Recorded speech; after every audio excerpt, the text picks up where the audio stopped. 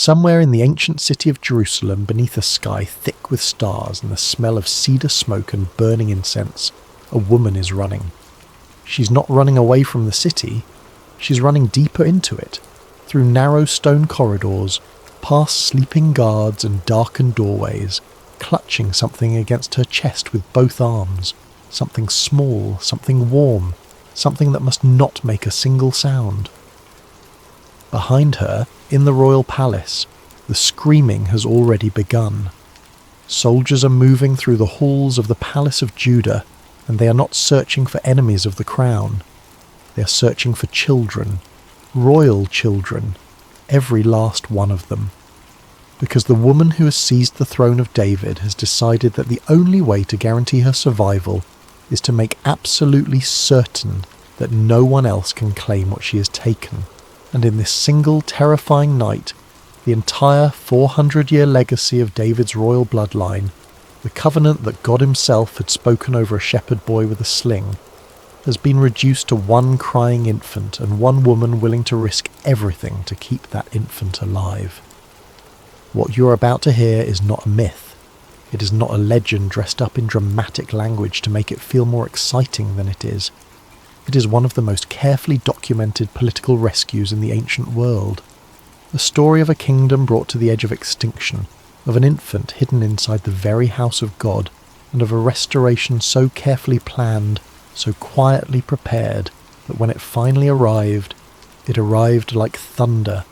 Find a comfortable position, let your breathing slow, and allow yourself to be carried back nearly 3,000 years, to a city on a hill, to a people at the edge of collapse, and to a child sleeping in secret, the last heir of an ancient promise. To understand what happened on the night Joash was hidden, you first need to understand the world into which he was born, and the specific chain of failures, alliances and betrayals that made his mother's massacre not only possible, but to many observers at the time, almost inevitable. The kingdom of Judah in the 9th century before the Common Era was not a peaceful place. It had not been peaceful for a very long time. When the great unified kingdom of Israel under Solomon finally fractured, splitting into the northern kingdom of Israel and the southern kingdom of Judah, the two nations spent the better part of 2 centuries in a complicated and often violent relationship. They shared a history, a language, and a god. But they did not share a king, and they did not always share values. The northern kingdom of Israel in this period was dominated by the dynasty of Omri, a powerful military commander who had seized the throne through force, and whose descendants would prove to be among the most religiously compromised rulers in the biblical record. Omri's son was a man named Ahab, and Ahab famously married a Phoenician princess named Jezebel. Most people who have even a passing familiarity with the biblical narrative know the name Jezebel. She has become, across 3,000 years of literature, theology and cultural commentary, the archetype of the dangerous, manipulative, religiously deviant woman. Whether that characterization is entirely fair is a matter for careful historical analysis. What is not disputed, at least within the framework of the text, is that Jezebel brought with her to the northern court an aggressive promotion of Baal worship, a systematic persecution of the prophets of the God of Israel, and a political philosophy that placed royal power above moral accountability. It was into this world that the connection between the two kingdoms was forged. At some point in the mid-9th century, the king of Judah, a man named Jehoshaphat, who is generally regarded positively by the biblical chroniclers, made a political alliance with the house of Omri. His son Jehoram married Athaliah. Athaliah was almost certainly the daughter of Ahab and Jezebel, which made her both a princess of the northern kingdom and a carrier of the religious and political values that had taken root in her parents' court.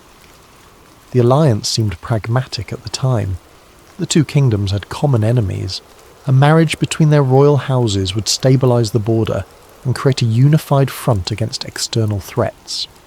These are the kinds of calculations that rulers have made throughout human history, and they often seem wise until the long-term consequences reveal themselves. The long-term consequences, in this case, were catastrophic. Jehoram of Judah, Jehoshaphat's son, began to walk in what the biblical text calls the ways of the kings of Israel, The language is pointed. He was not following the religious traditions of his own kingdom, the kingdom that housed the temple in Jerusalem, the kingdom that maintained the priesthood descended from Aaron. He was following the practices he had absorbed through his wife and her family. The text records that Jehoram built high places, local worship sites dedicated to foreign deities, in the mountains of Judah. He led the people of Judah astray. He executed his own brothers to consolidate his power, and the kingdom suffered visibly under his reign in ways that the chroniclers attributed directly to this departure from the covenant. Jehoram died, unmourned according to the text, and was succeeded by his son Ahaziah. Ahaziah's mother was Athaliah, and here is where the story begins to accelerate toward catastrophe. Ahaziah was 22 years old when he became king of Judah. His mother was his political advisor. His closest allies were in the northern kingdom, the family of his grandmother Jezebel, the family of Ahab. He made decisions that aligned Judah not with its own traditions and covenant, but with the interests of the increasingly unstable northern court. And then, in the span of a single dramatic year, everything collapsed. In the northern kingdom, a military commander named Jehu received a prophetic commission to execute judgment on the house of Ahab. This was not a spontaneous uprising. It was a carefully documented act of prophetic appointment.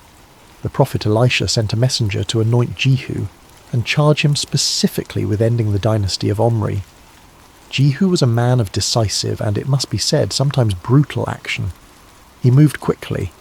He killed King Joram of Israel, the son of Ahab and Jezebel, the reigning king of the northern kingdom, at the vineyard of Naboth, in a location that carried its own prophetic significance. He killed Jezebel herself, in Jezreel, in a manner so specific and so complete that it fulfilled a prophecy spoken years earlier. And in the course of his campaign, he encountered Ahaziah, king of Judah.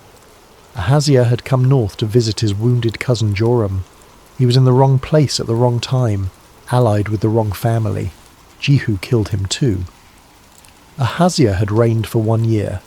He left behind a mother, several sons, and a kingdom thrown into sudden and complete political chaos. His mother was Athaliah. Now we arrive at the moment that defines everything that follows. When the news of Ahaziah's death reached Jerusalem, Athaliah faced a choice. She could have mourned her son and supported the transition of power to one of his legitimate heirs. She could have assumed a regent's role while a young heir grew into kingship. These were normal expected responses for a queen mother in the ancient Near East. She chose neither. What Athaliah did next is described in the biblical text with remarkable brevity, which somehow makes it more chilling than any elaborate description could. She arose and destroyed all the royal seed of the house of Judah. She ordered the killing of every surviving member of the royal family, her own grandchildren, the sons of Ahaziah, the legitimate heirs of David's covenant line. The motivations of historical figures are always difficult to reconstruct with certainty, and Athaliah is no exception. Some commentators have argued that she was acting out of political self-preservation, that she understood her position in Judah was precarious, that her son's death exposed her vulnerability, and that the only way to secure her own power was to eliminate every other candidate for the throne. Others have suggested a more ideological dimension, that she genuinely believed in the political philosophy she had inherited from her parents, a philosophy in which royal power was absolute and resistance was treason. What all interpreters agree on is that the act was unprecedented in Judah. The southern kingdom had maintained an unbroken Davidic succession for more than a century. The covenant that the text records God making with David, "Your house and your kingdom will endure forever before me. Your throne will be established forever," had never been seriously threatened from within the royal family itself. Until this night. The soldiers moved through the palace. The heirs of David were killed one by one, and the 400-year promise that had been spoken over a shepherd boy in Bethlehem appeared, to every human eye in Jerusalem that night, to have been finally, permanently, catastrophically extinguished. Appeared to be, but was not. Her name was Jehosheba. In the economy of the biblical text, she receives only a handful of sentences. She is identified as the sister of King Ahaziah and the wife of the high priest Jehoiada. The chronicler adds that she was the daughter of King Jehoram, which means she was likely a half-sister to Ahaziah, born of a different mother. Whether that distinction protected her from Athaliah's purge is unclear. What is clear is that she was inside the palace when the killing began, and that she did something that required extraordinary courage and extraordinary presence of mind. She took the infant Joash. The text in 2 Chronicles 22 says she hid him from among the king's sons who were being put to death. This is a phrase that deserves to be read slowly. It implies that the killing was happening around her, that she did not have the luxury of time, of deliberate planning, of careful preparation. She acted in the midst of chaos. She reached into the carnage of the purge and pulled out one small child and his nurse, and she hid them.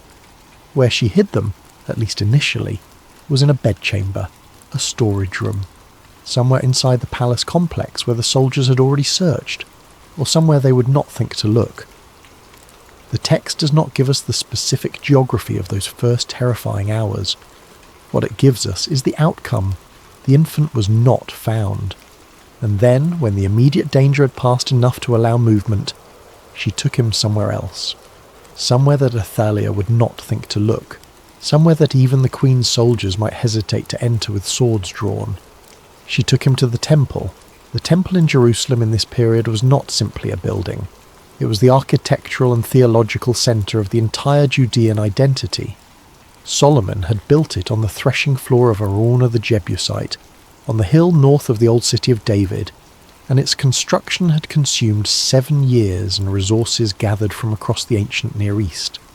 Cedar from Lebanon, gold from Ophir, bronze in quantities so vast the text says it was beyond weighing. But the temple was more than its materials. It was the dwelling place, in the theological framework of the text, of the God of Israel. The Ark of the Covenant rested in its innermost chamber, the Holy of Holies, behind a curtain of blue and purple and crimson that separated the accessible world from what the text called the divine presence.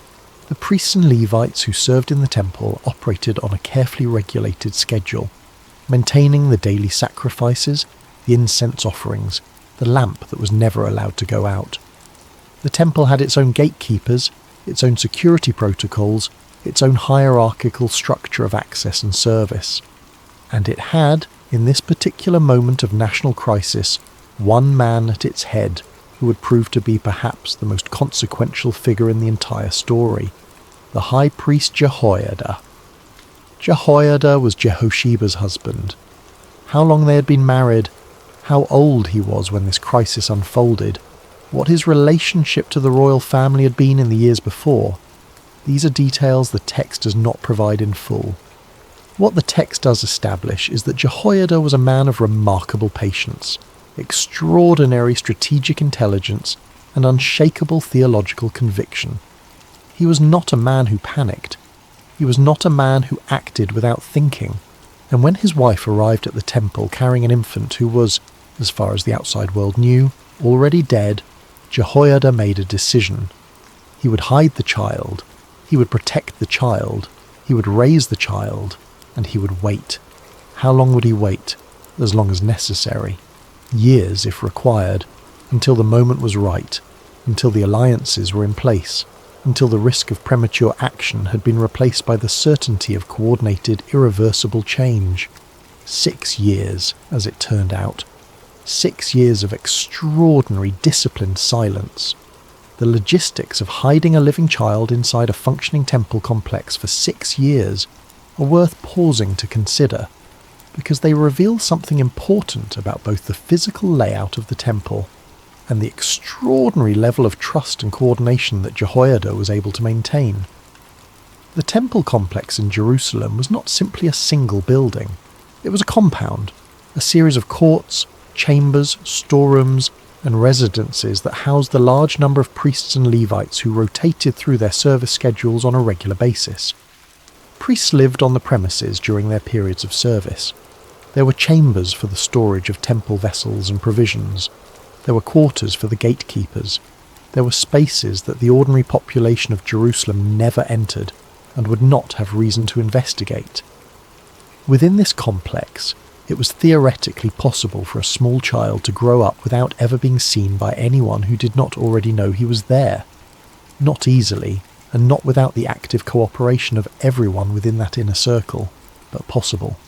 The text tells us that Joash was hidden in the house of God for 6 years. It does not give us a detailed account of those years, of what his education looked like, of what he understood about his own identity, of what the daily rhythm of his hidden life felt like.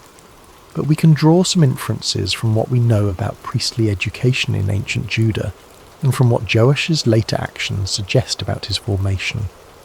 He almost certainly learned to read, or at least to receive oral instruction, from the priests around him. He would have heard the Torah read and discussed. He would have watched the daily sacrifices from whatever vantage point his hidden life allowed. He would have grown up surrounded by the rhythms of temple worship, the morning and evening offerings, the incense, the psalms, the careful and reverent handling of the sacred vessels. He would also have grown up knowing at some point who he was. Children understand more than adults often give them credit for, and the secrecy surrounding his existence would have communicated, even without explicit instruction, that his life was not ordinary, that he was being protected, that outside the walls of this place, the world believed he was dead. What that knowledge does to a child, the weight of a hidden identity, the awareness that one's very existence is dangerous, is a question that the text does not address directly. But it is a question worth sitting with. Joash did not choose the circumstances of his rescue. He did not choose the secrecy of his upbringing. He was simply alive, in a place that should not have been able to contain him, protected by people who had decided that the promise he represented was worth any risk required to keep it. While Joash slept in the temple, Athaliah ruled Judah. Her reign lasted 6 years, exactly as long as the child she believed to be dead had been hidden from her. The coincidence is precise enough to feel deliberate, as if the narrative itself is making a point about the relationship between her false kingship and the authentic one growing in secret just out of her reach. The biblical account of her reign is brief and largely negative. She's not described as an administrator or a builder. She's described as a religious disruptor. The chronicler records that her sons had broken up the house of God and had also bestowed all the dedicated things of the house of the Lord upon Baalim. This is a specific and serious charge. The sons referred to here are probably the sons of Ahaziah, who served as her agents before they were killed, or possibly allies in her court who helped implement her religious policy. The sacred vessels and dedicated offerings of the temple were being redirected toward the worship of Baal. Baal worship in this period was not a minor theological deviation. It was a complete alternative religious system with its own priesthood, its own rituals, its own economics of sacrifice and offering. The prophets of the period described it with language that ranged from contempt to horror. Elijah had confronted it head-on at Mount Carmel. Elisha had continued that confrontation through every year of his long ministry, and now it had arrived in Jerusalem itself, in the city that housed the temple, that stood as the symbol of the covenant between God and David. The people of Judah watching this unfold had no reason to hope. The royal family was dead. The Davidic line was extinct. The high priest was keeping his head down, maintaining the temple sacrifices as best he could while the queen redirected its resources toward her own religious program. The prophets were, if they were active at all, operating in whatever underground space was available to them. From the outside, this looked like the end of something, the end of the covenant, the end of the promise, the end of the story that had been building since Abraham had walked out of Ur toward a land he had never seen. From the inside of the temple, it looked very different. Consider the contrast that the narrative establishes here, because it is one of the most theologically dense contrasts in the entire Hebrew Bible. On one side of the temple walls, a usurper queen, a dismantled priesthood, idol worship installed in the sacred precincts, a kingdom being systematically stripped of its covenantal identity. On the other side of those same walls, a child growing up in the daily presence of the God whose covenant she was dismantling, learning the law, watching the sacrifices being shaped day by day by the very traditions she was trying to erase. The temple was simultaneously the target of Athalia's religious program and the hiding place of its ultimate undoing. She was, in effect, destroying the house that was protecting her own destruction. There is an irony in this that the text seems to relish, though it presents it with characteristic understatement. This is one of the narrative's most recurring theological claims, that the instruments of preservation are often hidden in plain sight, that the most dangerous thing to an oppressive system is often not what it can see and attack, but what it cannot see at all. Athalia controlled the palace. She controlled the army. She controlled the public religious apparatus of the nation. She did not control what was happening quietly, invisibly, patiently, inside the room where a child was sleeping. There is something deeply human about this dynamic that resonates far beyond its specific historical context. Every generation has known versions of this story, of hope maintained in secret while public reality presents a very different picture, of communities preserving identity and tradition in spaces the dominant culture does not bother to monitor, of children raised in hidden circumstances who grow up to become the agents of change that no one with power ever anticipated. Joash was 6 or 7 years old when Jehoiada began to move, old enough to be presented, to be recognised, to stand upright in front of a crowd and receive a crown. Not old enough to have orchestrated anything himself. He was the promise, not yet the king.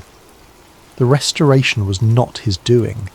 It was the doing of Jehoiada, of Jehosheba, of the priests and soldiers and Levites who had kept the secret and now prepared to reveal it. But he was the centre of it all. He always had been. The preparations that Jehoiada made for the coronation of Joash were not made in a moment of impulse. They were not the result of sudden opportunity or fortunate circumstance. They were the product of years of patient observation, careful relationship building, and disciplined strategic thinking. Jehoiada was watching. He was watching the army, tracking which commanders were loyal to Athalia out of genuine conviction, and which ones served her only because there was no viable alternative. He was watching the mood of the people, the ordinary citizens of Judah who had watched their religious traditions dismantled and replaced with foreign worship, who remembered the God of their fathers and who were not, many of them, comfortable with what they had been given instead. He was watching the priesthood, the Levites and gatekeepers and other temple workers who rotated through their service schedules, who came and went from Jerusalem according to the ancient regulations of temple service, and who might be, if approached at the right moment in the right way, willing to take an extraordinary risk for an extraordinary cause. And he was waiting with the kind of patience that is almost indistinguishable from faith, waiting because he understood that premature action would not merely fail, it would be catastrophic. An attempted coup that was discovered before it was ready would not just kill Joash. It would likely trigger a purge of everyone associated with the temple, destroying the very network that had kept the child alive. The text in 2 Chronicles 23 begins with a phrase that deserves close attention. In the 7th year Jehoiada strengthened himself. This is the language of decisive preparation following a long period of endurance. It implies that the years before were not years of inaction. They were years of accumulating the strength, the relationships, and the confidence necessary to act at last. What Jehoiada did in that 7th year was to make contact with the military. He reached out to 5 specific commanders. The text names them as captains of hundreds, military officers responsible for units of soldiers. These were not random selections. These were men he had identified, over years of careful observation, as men of integrity, men who would respond to an appeal to the covenant traditions of Judah, men who might be willing to risk their lives on the claim that the last heir of David was alive and ready to take his throne. He brought them to the temple, and he showed them the child. Imagine what that moment felt like. These were military men, soldiers who had spent the last 6 years serving a queen who had come to power through mass murder, who had watched the religious traditions of their people systematically dismantled, who had perhaps told themselves that there was nothing to be done, that the old order was gone, that this was simply the world they now lived in. And then a high priest leads them into a chamber inside the temple, and a 7-year-old boy looks up at them, and the priest says, "He is alive, the son of Ahaziah, the grandson of Joram, the descendant of David. He has been here all along." The text records no dramatic response to this revelation. It simply proceeds directly to the planning. Who will stand where, which gates will be secured, how the Levitical rotation schedule will be used to concentrate loyal forces inside the temple courts while maintaining normal appearances outside. The pragmatism of the planning is itself a kind of testimony to the seriousness with which these men took what they had been shown. They took an oath. The text is careful to note this. It was not a casual agreement or a tentative alliance. It was a sworn commitment made inside the temple before God. These 5 commanders and the forces under their command were now bound by something that could not simply be cancelled if circumstances became inconvenient. The oath was the architectural foundation of the conspiracy. Everything else rested on it. The operational plan that Jehoiada devised was elegant in its use of existing structures. He did not need to import forces or create new arrangements. The temple already operated on a rotational system in which some priestly and Levitical units were coming on duty while others were going off. Normally, those going off duty would leave the temple precinct. Jehoiada's modification was simple. On the day of the coronation, none of them would leave. The outgoing shift would remain at their posts. The incoming shift would arrive as usual. The temple would, suddenly and without obvious external signal, contain roughly twice its normal complement of armed, loyal defenders. The weapons for this force were drawn from the temple's own armoury, specifically from King David's weapons, a collection of spears and shields that had been stored in the temple precincts, probably as votive offerings or historical artefacts. The symbolic weight of this detail is considerable. The soldiers who would install David's descendant on his throne would be armed with weapons that may have been used in David's own campaigns. The past was literally being pressed into the service of the present. Jehoiada gave the commanders specific assignments. Certain units would guard the palace itself, ensuring that no reinforcements could reach Athaliah. Others would secure the temple gates, the foundation gate, the Sur gate, the various entrances through which the queen or her loyalists might attempt to enter and disrupt the ceremony. The entire complex would be locked down.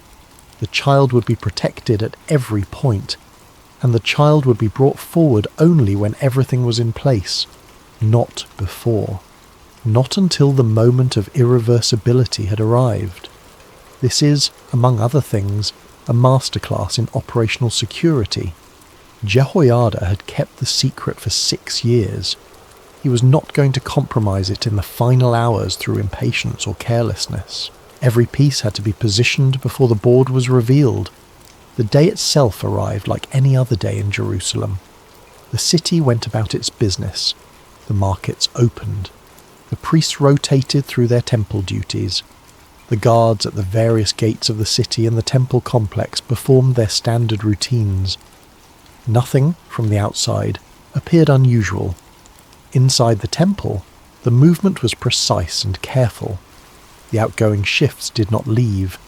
New arrivals took their positions.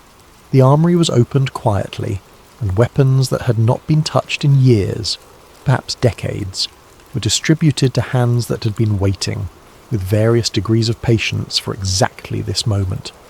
Jehoiada moved through all of it with the steady confidence of a man who had been planning this day for a very long time. He had thought through every contingency. He had positioned every resource. He had done, in the language of military strategy, everything that could be done. What remained was the irreversible act of beginning. He brought Joash forward. The text does not give us a detailed description of what the child looked like on this day. It does not tell us whether he was frightened or composed, whether he understood the full weight of what was happening or simply followed where Jehoiada led him. He was 7 years old. He had spent his entire conscious life inside the temple. He had been raised on the stories of his ancestors, on the law of Moses, on the traditions of the priesthood that surrounded him. He walked out into the light of the temple courts, and for the first time in his 7 years of existence, he was visible, not hidden, not protected by darkness and silence, and the careful ignorance of those who did not know he was there, visible. The coronation ceremony itself was modelled closely on the protocols established in the Torah for the installation of a king. Jehoiada placed the crown on Joash's head. He placed in Joash's hands what the text calls the testimony, a document identified by most interpreters as a copy of the law, the covenant document that defined the terms of kingship in Israel. The king was not above the law. He was subject to it, accountable to it, defined by it. This was the essential distinction between the Davidic ideal of kingship and the political philosophy that Athaliah had imported from the house of Omri. Then the trumpets sounded. The sound of those trumpets is one of the great acoustic moments in biblical narrative. Everything that had been silent for 6 years became suddenly, violently, irresistibly loud. The people who had been gathered in the temple courts, the priests, the Levites, the soldiers, whoever else had been admitted to witness this moment, began to shout. The text records their words with precision. Long live the king, long live the king. In Jerusalem, in the 7th year of Athaliah's reign, on an otherwise ordinary morning, the world changed. The child who had been sleeping in secret behind temple walls was now standing in the sunlight with a crown on his head and a copy of the law in his hands, and the people around him were making a noise that could not possibly be contained within the temple courts. It was the kind of noise that carries across a city, the kind of noise that reaches people who were not invited to hear it, the kind of noise that makes a queen in a palace look up from whatever she is doing and feel, for the first time, something unfamiliar. Fear. There is a moment in every carefully prepared plan when it becomes irreversible, when the clock cannot be turned back, when the secret is not a secret anymore, and everything that happens next is simply the working out of a reality that has already been established. The trumpets were that moment. The text tells us that Athaliah heard the noise of the people running and praising the king. She heard it from a distance, from wherever she was in the palace complex, removed from the temple courts, insulated in the ordinary routines of her reign. And the sound was wrong. It was the wrong kind of noise for a normal morning in Jerusalem. It was a sound she had not expected, had not authorized, and did not understand. She came to the temple. What she found when she arrived, the child standing at the pillar of coronation, the crown on his head, the trumpeters around him, the leaders and the people rejoicing, was so far outside anything she had anticipated that her response, recorded faithfully in the text, is almost pitiable in its disorientation. She tore her robes, and she cried, "Treason! Treason!" The irony of this moment is so complete that it borders on darkly comic. Here was a woman who had seized the throne through the mass murder of her own grandchildren, who had ruled Judah for 6 years through force and political will, who had dismantled the religious traditions of the nation and redirected its sacred resources toward her own devotional preferences, and she was crying treason.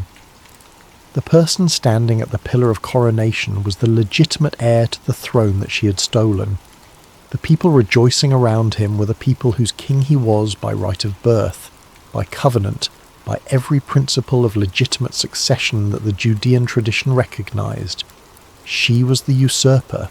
She had always been the usurper, and now, in this moment, she could see it. Could see it in the faces around her, in the weapons in the hands of the guards, in the certainty of the high priest watching her with the patient calm of a man who has been waiting 6 years for exactly this. She saw all of it, and she cried treason. Jehoiada's response to her appearance was measured and precise. He did not allow the crowd to kill her in the temple. Whatever she had done, whatever she deserved, the temple was a holy place, and he would not allow it to be defiled with bloodshed. He ordered the military commanders to escort her out of the temple precinct. He was specific about one additional point. Anyone who followed her was to be executed with her. She was taken through the horse gate of the palace, the service entrance used for animals and equipment, and she was killed there. The text records no final words, no dramatic speech, no appeal or negotiation or bargain. She arrived at the temple crying treason, and she was dead before the morning was over. 6 years. That was all it had taken. 6 years of a child sleeping in secret. 6 years of a high priest waiting and watching and planning. 6 years of weapons stored in an armory, waiting for hands that would use them in the right cause. 6 years of trumpets that had not yet sounded, and then one morning, the trumpets sounded. Athaliah's death was not simply the end of a political reign. It was the end of a particular kind of claim, the claim that raw power, exercised without accountability, is sufficient foundation for legitimate rule. She had seized the throne through violence. She had maintained it through suppression. Suppression of the Davidic line, suppression of the covenantal religious tradition, suppression of the priesthood's proper function. Her regime was a demonstration of what happens when power becomes its own justification. She did not claim to rule because she had the right. She claimed to rule because she could, and because she had made it impossible, as she thought, for anyone else to do so. This is a pattern that recurs throughout human history with enough regularity to be considered almost a law. Regimes built on suppression eventually encounter the thing they could not suppress. Sometimes it is a movement, sometimes it is an idea, sometimes it is a person. In this case, it was a 7-year-old child who'd been hiding in a temple, alive and growing and waiting to step into the light. The speed of Athaliah's fall, from the moment the trumpet sounded to the moment she was dead, is worth noting. The text does not record any military resistance on her behalf. There are no loyal soldiers fighting their way into the temple to defend her. There are no supporters who rally to her cause when they learn what is happening. She arrived at the temple alone, or nearly so, and she died without a battle. This is what happens when a regime's foundation is fear rather than loyalty. When the thing that held it together was simply the absence of alternatives. The moment an alternative appeared, standing in the sunlight with a crown on its head, the foundation dissolved. There was nothing underneath it. The people were not mourning her. They were the ones making the noise that had drawn her to the temple. The noise of rejoicing. The noise of her people recognizing suddenly that the future they had given up on had been alive all along. There is a moment that the text records almost in passing, but that deserves more attention than it usually receives. After Athaliah is removed from the temple and before her execution, the text notes that Jehoiada positioned the officers of hundreds over the host, and all the people of the land went to the house of Baal and break it down. His altars and his images break they in pieces thoroughly, and slew Matan the priest of Baal before the altars. Matan, we have his name. The priest of Baal who had been installed in the place of the legitimate Levitical priesthood. He died at the altars he had served, the altars that were now being systematically demolished by the people who had just watched a 7-year-old receive the crown of David. The speed of this religious reversal is almost disorienting. One morning, Baal worship was the state religion of Judah, enforced by royal authority and maintained by an official priesthood. By mid-morning, the queen who had promoted it was dead, and the people were tearing down the altars they had been required to maintain. This tells us something important about the depth of popular support for Athaliah's religious program. It was shallow. It was maintained by power, not by conviction. The moment the power collapsed, the program collapsed with it. The people did not need to be persuaded to tear down the Baal altars. They moved to do it immediately without instruction, as if they had been waiting for the permission that a living Davidic heir now represented. What Jehoiada did next is one of the most important and least celebrated acts in the entire narrative of the monarchy period. He did not simply restore political order. He did not simply install a new king and issue new administrative directives. He led the nation in covenant renewal. The text in 2 Chronicles 23 records that Jehoiada made a covenant between himself and between all the people and between the king that they should be the Lord's people. This is a specific theological act with deep roots in the tradition that Jehoiada had spent his life serving. It echoed the covenant renewal ceremonies of Moses at Sinai, of Joshua at Shechem, of the various moments throughout Israel's history when the people had gathered to formally reaffirm their identity as the people of the God who had called Abraham out of Ur and spoken to Moses from the burning bush. The covenant had three parties: God, the king, and the people. This triangular structure was not accidental. It defined the terms of the relationship that the monarchy was supposed to embody. The king was not God's replacement. He was God's representative, accountable to the covenant, subject to the law, responsible for the spiritual health of the community he led. The people were not subjects of the king in the absolute sense. They were members of a community defined by covenant with God, and the king's legitimacy derived from his faithfulness to that covenant. This was the opposite of the political philosophy Athaliah had brought with her from the house of Omri. It was the reason she had to be removed. Not just because she was politically illegitimate, though she was, but because her presence was an ongoing distortion of the fundamental relationship between Israel's God, Israel's king, and Israel's people. The covenant renewal reset that relationship. It made explicit and public what the coronation had implied. This was not simply a change of rulers. It was a return to the proper ordering of reality, the reality that had been hidden, like the child himself, behind the walls of the temple for 6 years. The destruction of the Baal temple and the reinstatement of the proper temple service were the concrete expressions of this covenant renewal. The text records that Jehoiada set the offices of the house of the Lord under the hand of the priests the Levites, whom David had distributed in the house of the Lord, to offer the burnt offerings of the Lord, as it is written in the law of Moses, with rejoicing and with singing, as it was ordained by David. Every element of this restoration has a specific referent. The distribution of Levitical duties according to David's ordinance links the restored worship directly to the pattern established by the founder of the dynasty, whose heir now sat on the throne. The offering of burnt offerings, as written in the law of Moses, links it to the foundational covenant document that Joash had been given at his coronation. The rejoicing and singing links it to the worship tradition of the Psalms, a tradition that the Baal worship had displaced but had not destroyed. The temple that had been Joash's hiding place was now becoming, under his reign, the centre of a national spiritual restoration. The building that had protected him was now serving the function it had been built to serve. The circle was completing itself. Joash was 7 years old when he became king of Judah. He would reign for 40 years, one of the longest reigns in the history of the southern kingdom. He would oversee a significant restoration of the temple itself, establishing the first systematic fundraising and repair program in the building's history. He would, by most measures, be remembered as a reforming king, a positive figure in the difficult history of Judah's monarchy. He would also, later in his reign, make decisions that the biblical chroniclers record with sadness and even condemnation. The story of Joash is not a simple story of a man who was saved as an infant and lived perfectly ever after.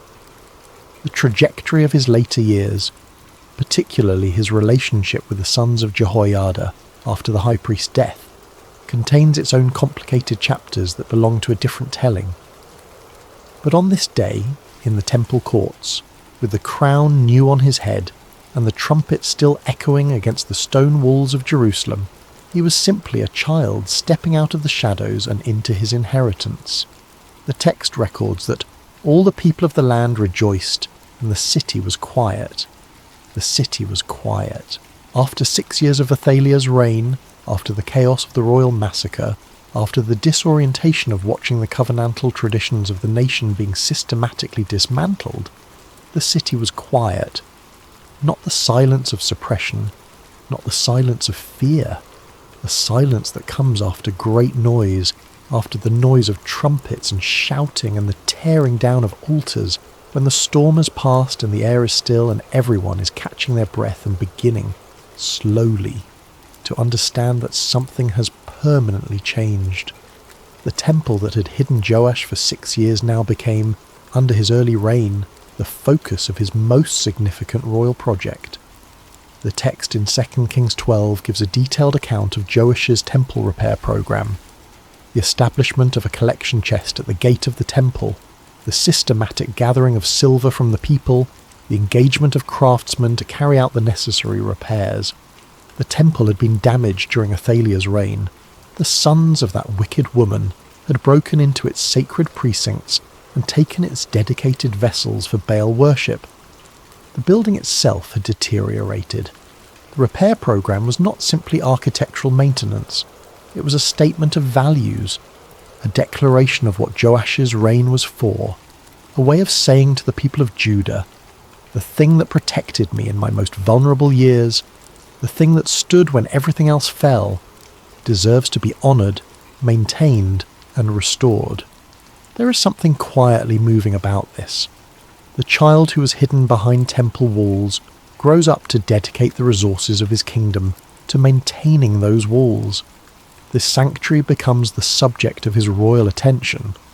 He owes it not just gratitude, but stewardship. The story of Joash has survived 3,000 years not because it is the most dramatic story in the biblical record. It is not, but because it speaks to something that every generation has recognized as true in its own experience, the experience of hidden hope. There are moments in history, or in personal history, in national history, in the history of communities and traditions and ideas, when everything that matters appears to have been extinguished, when the forces of suppression, or violence, or simple entropy have done their work thoroughly enough that the future seems genuinely foreclosed, when the question stops being, how do things improve, and starts being, is there anything left to improve? Joash's story answers that question not with an argument, but with a narrative. Sometimes there is something left, something hidden, something growing quietly in a space that the forces of destruction have not thought to check, something that does not announce itself until it is ready, something that waits with a patience that seems, from the outside, indistinguishable from absence. The 6 years of Joash's hidden life are, in the theological framework of the text, a demonstration of a particular kind of faithfulness, not the dramatic trumpet-sounding faithfulness of victory, but the quiet, daily, unglamorous faithfulness of maintenance, of keeping the child fed, of keeping the secret, of rotating the guards according to schedule and maintaining the morning and evening sacrifices, and not allowing the external darkness to extinguish the internal light. Jehoiada is the great hero of this story in some ways, greater perhaps than the child himself. He did not do anything spectacular. He did not call down fire from heaven or part a sea or defeat an army with 300 men. He hid a baby, raised a child, built a network, and waited. He brought weapons out of storage and positioned soldiers at gates and swore oaths in the dark. He waited 6 years. And then, when the moment was right, he acted. The spiritual reading of this narrative, which has been a constant across Jewish, Christian, and even Islamic engagements with the biblical text, tends to focus on the idea of divine preservation operating through apparently ordinary human actions. The text does not record a dramatic divine intervention in the story of Joash. There are no angels. There are no miraculous signs. There is no voice from heaven directing Jehosheba to the right room or Jehoiada to the right commanders. There is a woman running through a palace. There is a high priest making a decision. There is a child who does not know what he represents sleeping in a room in a temple, while the world outside undergoes its 6 years of darkness. The theological point, as the tradition has generally understood it, is that these ordinary actions are themselves the divine preservation. The covenant that God made with David, the promise that his descendants would always have someone to sit on the throne, was not maintained by supernatural intervention, but by the courage and patience and faithfulness of 2 human beings who decided to act as though the promise was still operative, even when every visible sign suggested it had been cancelled. This is a demanding kind of faith. It is much easier to believe in a promise when you can see evidence of its fulfillment. It is much harder to act as though the promise is still true, when what you can see is the Queen of Baal worship sitting on David's throne, and the royal family lying dead in the palace. Jehosheba and Jehoiada acted as though the promise was still true for 6 years. Day after day, through every rotation of the priestly calendar, through every morning sacrifice and every evening offering, through whatever doubts and fears and exhaustions must have accompanied 6 years of keeping a child alive in secret, they acted as though it was still true. And it was. It had always been. It simply needed the right moment to become visible. The story of Joash and Athaliah takes place at a period in ancient Near Eastern history that is, for its era, unusually well documented. The 9th century before the Common Era is a period in which the broad outlines of Israelite and Judean history can be correlated with archaeological evidence and with records from neighbouring kingdoms, particularly Assyria, whose annals provide an important external check on the internal biblical chronology. The dynasty of Omri, the family from which Athaliah came, appears in the Assyrian records. The Tel Dan stele, discovered in northern Israel in 1993 and 94, contains a reference to the House of David in an inscription that most scholars date to the 9th century, providing external epigraphic evidence for the existence of the Davidic dynasty in exactly the period the Joash narrative describes. The Mesha stele, from roughly the same period, provides additional context for the political environment of the two kingdoms. None of these external sources corroborate the specific events of Joash's rescue and coronation. That is not surprising. Ancient Near Eastern records, including the Assyrian annals, are not comprehensive chronicles of every political event in every neighbouring state. They record what their authors considered worth recording, which was primarily military victory, tribute receipt, and the demonstration of royal power.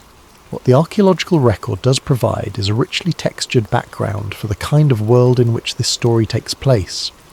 The physical layout of Jerusalem in the 9th century, the Temple Mount, the palace complex to the south, the city walls, the gates, has been partially recoverable through decades of careful excavation. The material culture of priestly service, the altars, the cultic vessels, the storage facilities, is increasingly well understood through finds from the period. The temple itself, as Solomon built it, has never been found. The continuous occupation of the site makes excavation impossible, but its dimensions and general design as described in 1 Kings 6 are consistent with what we know of comparable structures from the ancient Near East, and analogous temples from the period have been identified at other sites. The world of Joash is real. The politics are real. The physical spaces in which the story unfolds are real. The specific events may be available to us only through the biblical text, but they are set against a background that archaeology continues to illuminate with increasing detail.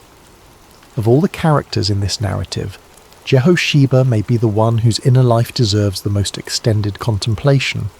She was a princess, the daughter of a king, the sister of a king, the wife of the high priest. She had status, position, and visibility. She also had, on the night of the massacre, a choice that most people in similar situations have made in the direction of self-preservation. Do nothing, see nothing, survive. She did not make that choice. What moved her? The text does not tell us. It does not give us access to her internal deliberation in the moments before she grabbed the infant. It simply records that she acted. She saw what was happening, she understood what it meant, and she did the thing that no one else apparently thought to do or was willing to do. The Second Chronicles version of the story adds one detail that the King's version omits. It tells us that Jehosheba was the wife of Jehoiada. This is significant for several reasons. It establishes a direct connection between the royal family and the priesthood. Jehosheba was the bridge between the two institutions that collaborated in Joash's rescue and eventual coronation. It also raises the possibility that the decision to bring Joash to the temple was not made in complete isolation, that Jehosheba may have had some prior understanding with her husband, some awareness that the temple represented a safe harbour if the worst ever happened. Whether that is the case, we cannot know. What we can say is that Jehosheba made a decision in a moment of extreme danger that altered the course of Judean history, and that her decision required both courage and clarity of vision that most people in similar circumstances have not demonstrated. She is not celebrated in the tradition as widely as she might be. She does not have a book of the Bible named after her. She does not appear in the lists of heroes of faith that have been compiled across the centuries. She's a secondary character in a story that is usually told as the story of Jehoiada's plan and Joash's coronation. But the story begins with her. Without the running woman and the crying infant and the decision made in the dark, there is no plan and no coronation and no restoration.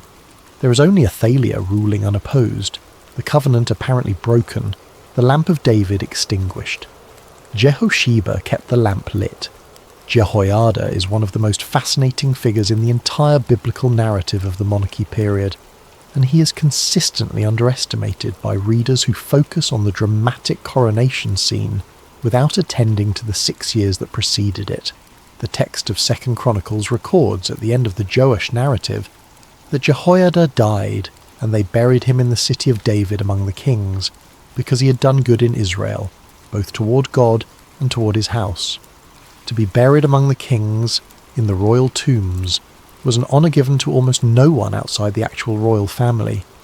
It was the chronicler's way of saying that Jehoiada had been, in the most important sense, a king of Israel, a leader whose faithfulness had shaped the nation's destiny. He was, by any reasonable estimate, extremely old when he died. The text states that he was 130 years old, a figure that some interpreters take literally and others understand as an expression of exceptional longevity in the tradition of the patriarchs. Either way, the intent is clear. This was a man whose life spanned an extraordinary arc of history, who had seen the rise and fall of multiple reigns, and who had outlasted them all. The patience that his 6 years of waiting required was not the patience of a young man. It was the patience of someone who had seen enough history to know that moments of genuine change are rare, that they cannot be forced, and that the attempt to force them prematurely destroys the possibility of real transformation. Jehoiada waited because he understood waiting. He understood that the child needed to grow. He understood that the alliances needed to be built carefully. He understood that one premature move would end everything. He also understood something else, that his own role was instrumental, not central. He was not the king. He was not the heir.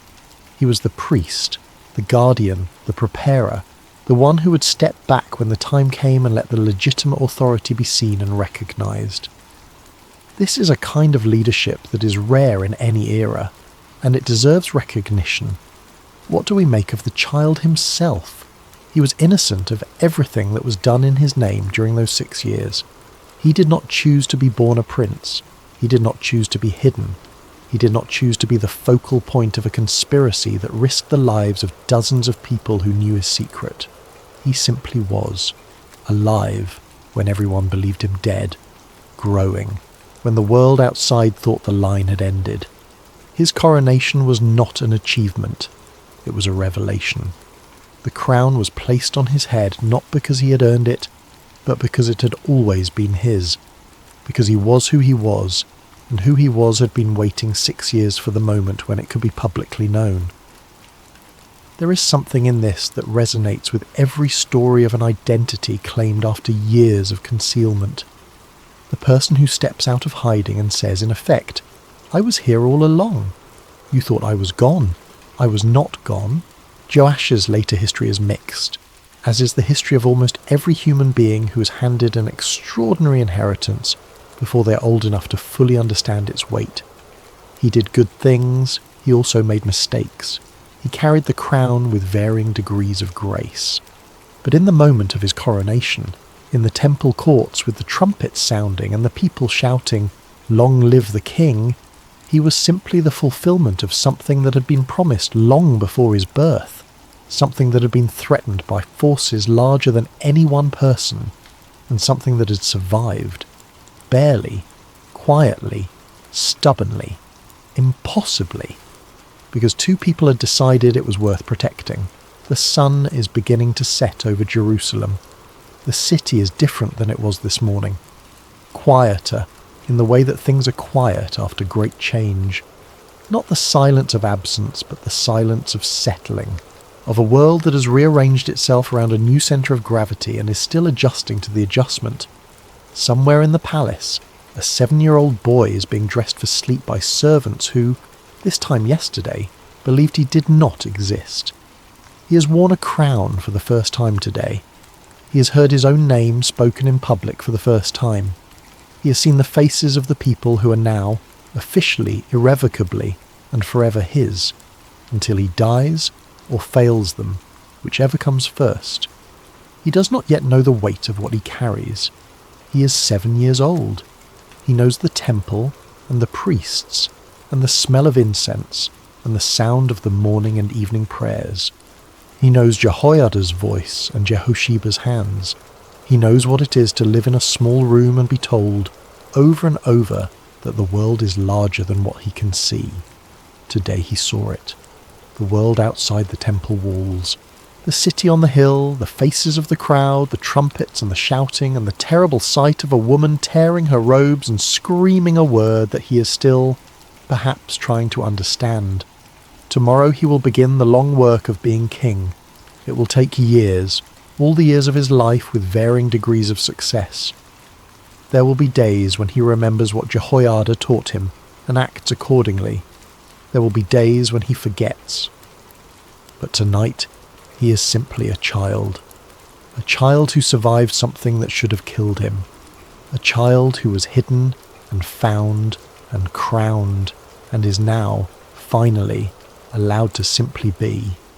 For 6 years, the future of a kingdom slept quietly behind temple walls, while darkness ruled publicly, while the altars of Baal burned and the sacred vessels of the temple were redirected toward foreign gods, and the people of Judah went about their lives believing that the house of David had ended on the night Athaliah's soldiers moved through the palace. While all of that was happening in a room somewhere inside the temple complex, a child was breathing, just living, just growing, one day at a time, into the person he was always going to be. Restoration is often not loud. It does not always announce itself. It does not always arrive with trumpets. Or if it does, those trumpets are preceded by years of silence, years of maintenance, years of doing the small and unglamorous work of keeping something alive when the world has given it up for dead. The people who do that work, the Jehoshebas and Jehoiadas of every era, rarely receive the recognition that the kings and the prophets receive. They work in the background. They keep the secret. They rotate the guards and maintain the schedule and make sure the lamp stays lit. They wait. They wait because they know something the world does not know yet. They know that what looks finished is not finished, that what looks extinguished is not extinguished, that the promise that was spoken over a shepherd boy in Bethlehem is not the kind of promise that can be cancelled by a night of violence or 6 years of usurpation. It can be hidden. It can be protected in secret. It can be preserved by human hands doing ordinary things with extraordinary faithfulness. And then, when the moment arrives, when the alliances are in place, and the weapons are distributed, and the guards are positioned and everything is ready, it can step out into the sunlight and be seen. Long live the king. Let the night carry you now.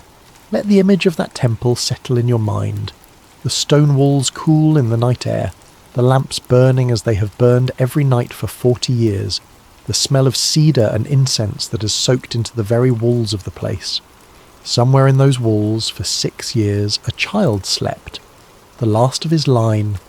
The fulfillment of a promise that most people had stopped believing was still in force. He was there all along, and what was true of him may be true of things you are waiting for. Things you have been told are gone, ended, finished. Things you have almost stopped hoping for yourself. Sometimes the promise is not loud. Sometimes it is not visible. Sometimes it is breathing quietly in a room you didn't know was there, waiting for the appointed moment, growing slowly in the dark, tended by faithful hands, waiting for the trumpets. Let your eyes close. Let your breathing slow. Let Jerusalem fade into the soft darkness behind your eyelids, and let the sound of those trumpets, ancient, real, irresistible, follow you gently down into sleep. Long live the king, long live the promise. Good night.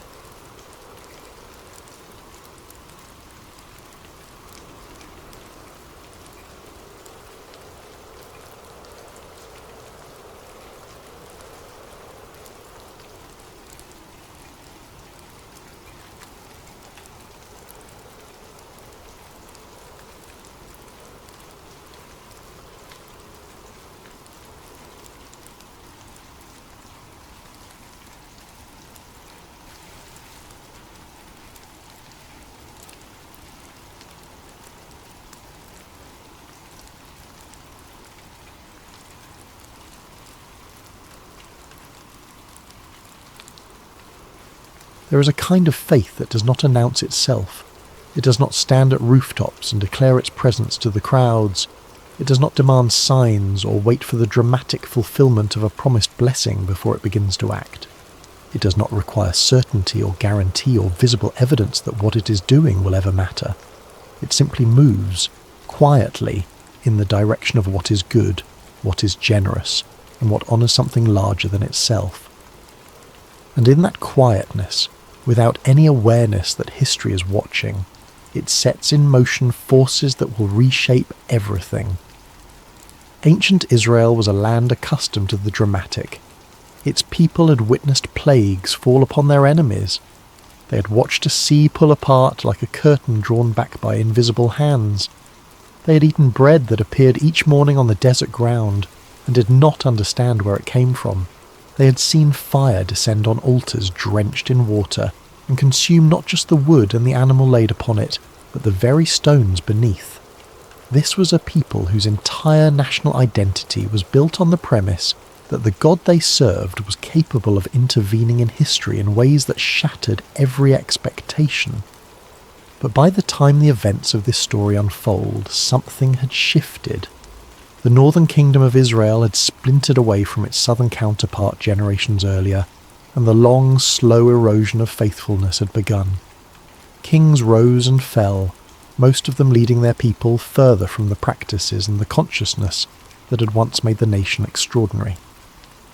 The prophets still moved through the land, teachers, reformers, voices crying in the ordinary streets of ordinary towns, but their presence was increasingly unwelcome in the courts of power. They were tolerated on the margins, consulted occasionally in desperation, and mostly ignored by those who had decided that older, more accommodating gods suited their political ambitions better.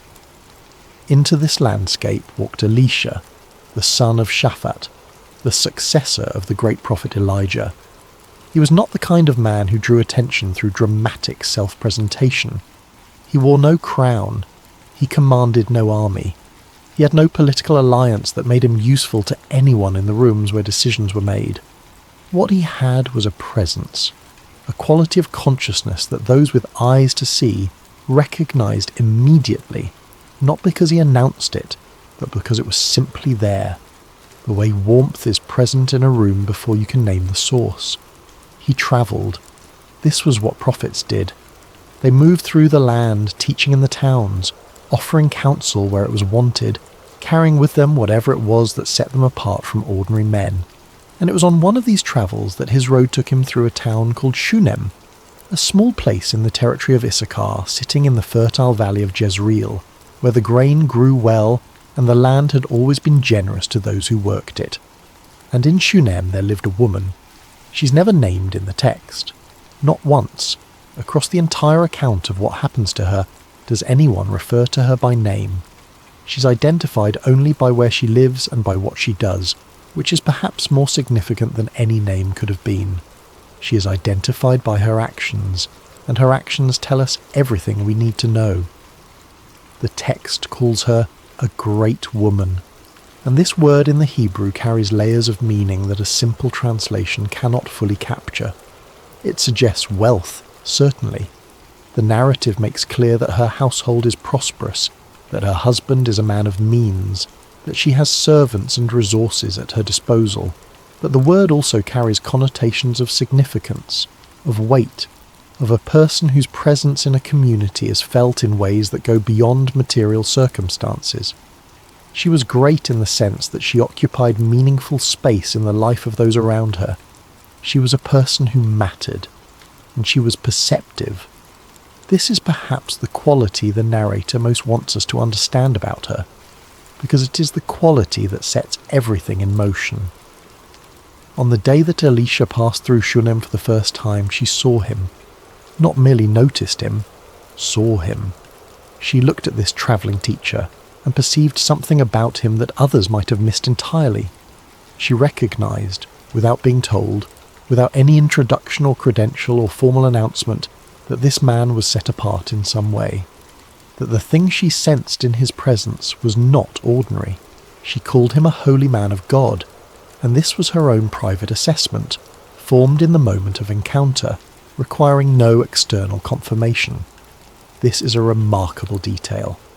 Faith traditions throughout history have produced countless accounts of dramatic supernatural encounters, visions, voices, visitations that arrive with unmistakable force and leave no room for uncertainty. But the Shunammite woman's recognition of Elisha required none of that. It was quiet, interior, perceptive. She read the room, so to speak, and understood something about the man that his outer circumstances did not obviously reveal. This is the first indication of who she is, a person of unusual spiritual sensitivity, capable of seeing beneath the surface of things to whatever is actually present beneath them. And having seen, she acted. Section 2. Hospitality without expectation. The ancient world understood hospitality as a sacred obligation. In cultures where travel was dangerous, where the roads between towns offered little shelter, and where strangers were entirely dependent on the goodwill of those they encountered, the practice of welcoming guests was not simply a social courtesy. It was a moral and religious duty. To feed a traveller, to offer rest, to provide shelter for even one night was considered an act of profound significance, carrying with it a weight of meaning that modern sensibilities, surrounded by hotels and restaurants and transportation networks, can barely reconstruct. The woman of Shunem understood this. But what she did went beyond the minimum that cultural expectation would have required.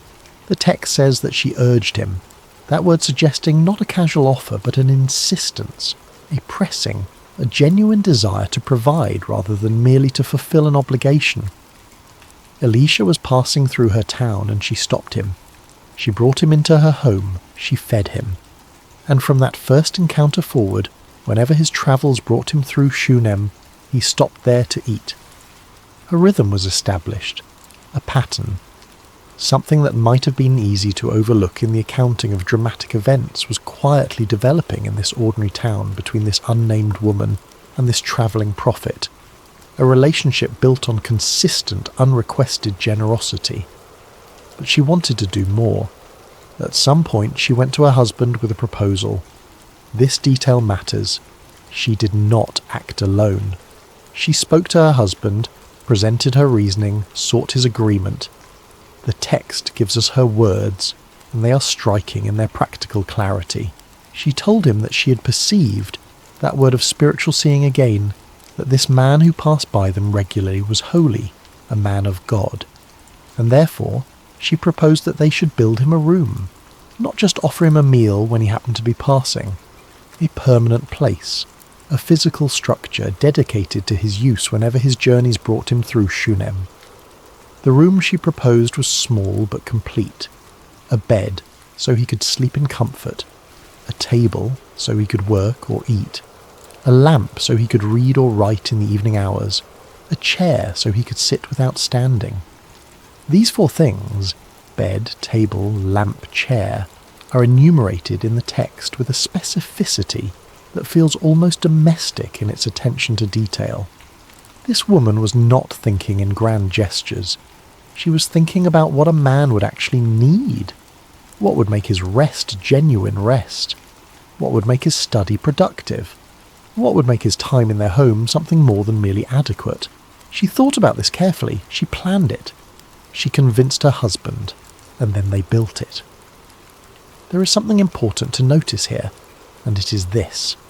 At no point in the planning or the building or the welcoming of Elisha into this specially prepared room does the woman make any mention of what she hopes to receive in return. She does not hint at a need she has. She does not frame her generosity as an investment in future blessing. She does not approach the preparation of the room with any agenda beyond the straightforward desire to serve someone she recognizes as being connected to something larger than the ordinary. This is hospitality in its purest form, service given freely, without calculation, without the quiet ledger-keeping that so often runs beneath even our most generous actions. She's not building the room so that God will notice and reward her. She's not serving the prophet so that the prophet will owe her something. She's acting out of a quality of character that has not yet encountered the need that will make her generosity's significance apparent. She's simply being who she is, doing what her perception and her values move her to do, in the quiet assumption that this is simply how one lives. The room was completed. Elisha came and rested there, and for a time, this was the whole of the story. A woman who acted generously, a prophet who received with gratitude, and a small upper room in a prosperous household in Shunem that became a regular stopping point on a travelling man's road. Then Elisha asked a question. He called his servant Gehazi and told him to summon the woman. When she stood before him, he said, "You have gone to all this trouble for us. What can be done for you?" And then he asked whether she might like him to speak on her behalf to the king or to the commander of the army, whether there was some political favour or official intercession that she desired, some door in the halls of power that she wanted him to open for her. Her answer was immediate and complete. She told him that she dwelt among her own people. This simple phrase carried within it a self-sufficiency, a contentment, a sense that she had what she needed and was not reaching for anything beyond it. She was not performing modesty. She was not strategically refusing in the hope that a greater offer would follow. She meant it. She was a woman who, in the deepest sense, was at peace with what she had, and who had extended her generosity not as a purchase but as an expression of that peace. Elisha listened, and then he turned to Gehazi and asked what could be done for her, and it was Gehazi who said the thing that Elisha's question had not reached. "She has no son," he said, "and her husband is old." The woman had not mentioned this. Not once, in all the interactions described to this point, had she raised the subject of what was absent from her life. Whatever she carried in private, whatever ache accompanied the recognition that she had material abundance and a kind husband and a prosperous household, and still lacked the thing that her culture considered the most essential mark of a woman's fullness and purpose. She had kept that quietly within herself. She had not made it the centre of her interactions with Elisha. She had not used her hospitality as a bargaining chip for the blessing she most needed. But Gehazi saw it, and having seen it, he told his master. Section 3. A promise. Unexpected. There is a kind of hope that becomes too dangerous to hold, when something has been wanted long enough and not received, when the absence of it has been accommodated and rationalised and finally, painfully, accepted as simply the shape of one's life. The prospect of hope, arriving unexpectedly, is not always experienced as joy. Sometimes it is experienced as danger, because to hope again means to be vulnerable again to the specific pain of not receiving, and that is a pain that, once survived, one does not approach carelessly. The woman of Shunem had made peace with her childlessness. This was not the peace of someone who had never wanted anything different. It was the harder peace of someone who had wanted and waited and eventually organised her interior life around an acceptance of what was. She had a husband, though he was old. She had prosperity which she used generously. She had a community, among whom she dwelt with apparent belonging. She had her faith, expressed in the way she lived. She had, by the standards of any honest accounting, a life of meaning and richness, and she had learned to hold that meaning and richness without making it contingent on the thing she did not have. Which is why, when Elisha called her to stand in the doorway of the room they had built for him, and told her that at this season of the following year she would embrace a son, she pushed back. "Do not lie to your servant," she said. "This is not the response of a woman without faith. This is the response of a woman who has experienced the specific grief of hope, deferred long enough that she has learned to protect herself from false comfort." She was not telling Elisha that she doubted his power. She was telling him that she could not afford to let herself believe something that might not happen, that the cost of hoping and being disappointed was one she had already paid and could not easily pay again. But notice what she did not do. She did not argue further. She did not demand a sign or a guarantee. She did not refuse the word. She simply expressed with honest directness the fragility that lay beneath her composed exterior, and then she went back to her life, and the next year, at the appointed time, she conceived and bore a son. Exactly as the word had said, exactly on the schedule the prophet had named. The fulfillment of the promise was precise, unhurried, and complete. There is a quality to this kind of fulfillment that defies adequate description. When something you had surrendered returns, when a hope you had buried out of self-protection begins to breathe again, the joy of it carries within it the memory of the grief, and this combination of past loss and present arrival makes the experience more layered, more complex, and ultimately more meaningful than a straightforward answered prayer could have been. She had waited. She had stopped waiting. She had organised her life without the thing she once wanted, and now it was here, small and new and utterly real in her arms. Her son grew. This is all the text tells us about the years that followed. He grew, which is to say time passed, which is to say the miracle settled into ordinary life and became the background against which everyday moments unfolded. He was not a miracle to be observed from a distance. He was a child to be fed and held and taught, a presence that filled the rooms of the house and the interior of his mother's heart with the particular kind of weight that only something long desired and finally received can carry. She had heard the impossible and received it, and for a while that was everything. Section 4. The miracle becomes ordinary life. The philosopher Simone Weil once wrote that attention is the rarest and purest form of generosity. To truly attend to something, to be fully present to it without the distortions of agenda, anxiety or habit, is to give it the most complete gift available to a conscious being. The woman of Shunem had been attentive from the beginning. She had attended to Elisha with the careful, undemanding attention of someone who sees clearly and acts on what she sees. And now she attended to her son with the particular quality of presence that only a parent who has waited long for a child can offer. The miracle had become, as all genuine miracles eventually do, simply the texture of daily life. There is no tragedy in this. It is in fact the natural completion of what miracles are for, not to remain extraordinary indefinitely, suspended in a state of perpetual astonishment, but to become integrated into the fabric of living, to shape the structure of ordinary days in ways that are no longer startling but deeply real. The child born of promise and prophecy was now simply a child, with all the mundane reality that childhood involves. He ran in the fields, he watched his father's workers, he breathed the morning air of the Jezreel Valley and knew nothing of the negotiations that had surrounded his arrival, except through whatever his mother, in her wisdom, chose to tell him. Years passed in the household at Shunem. The upper room still stood. Elisha still came when his travels brought him through.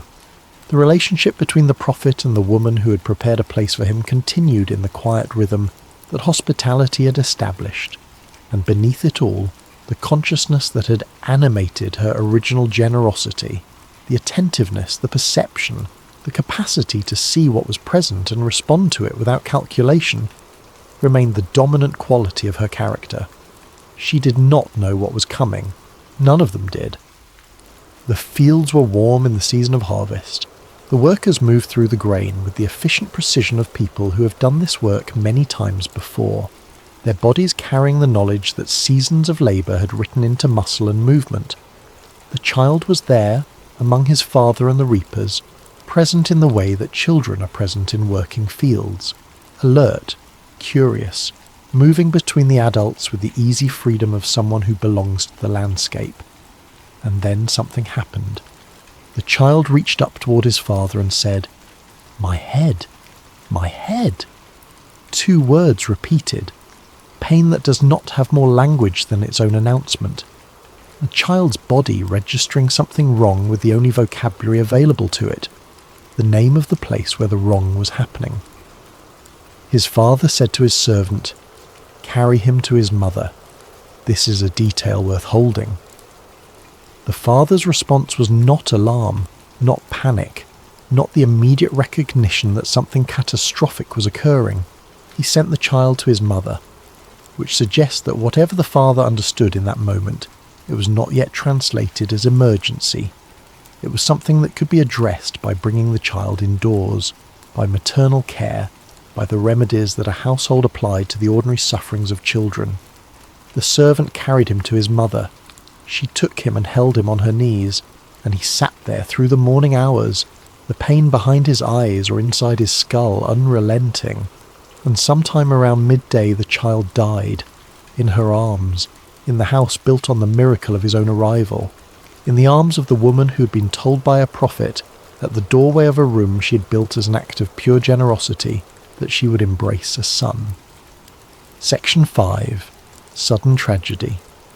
Grief that arrives without preparation is a particular kind of violence. There are losses that come with warning, that allow the slow withdrawal of the future, the gradual reordering of expectation that makes the final arrival of absence more bearable, if never truly bearable. And then there are losses that arrive mid-sentence, mid-morning, in the middle of an ordinary day, leaving no interval between the living world and the world after it. The child died on his mother's knees on a harvest morning in Shunem, and there was no preparation for it, no gradual understanding, no warning that would have made any difference even had it come. She held him. What happens in the interior of a human being in the first moments after an irreversible loss, in the seconds and minutes immediately after the body against you has stopped responding, after the breath that was there is not there, after the warmth begins its terrible, slow withdrawal? This is something that language has always struggled to contain. Every tradition that has tried to describe it has reached eventually for silence, because the experience is not primarily cognitive.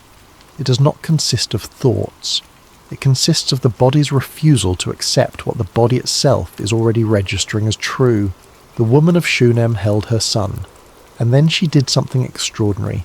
She laid him on the bed of Elisha. Think carefully about this action, because it is not obvious.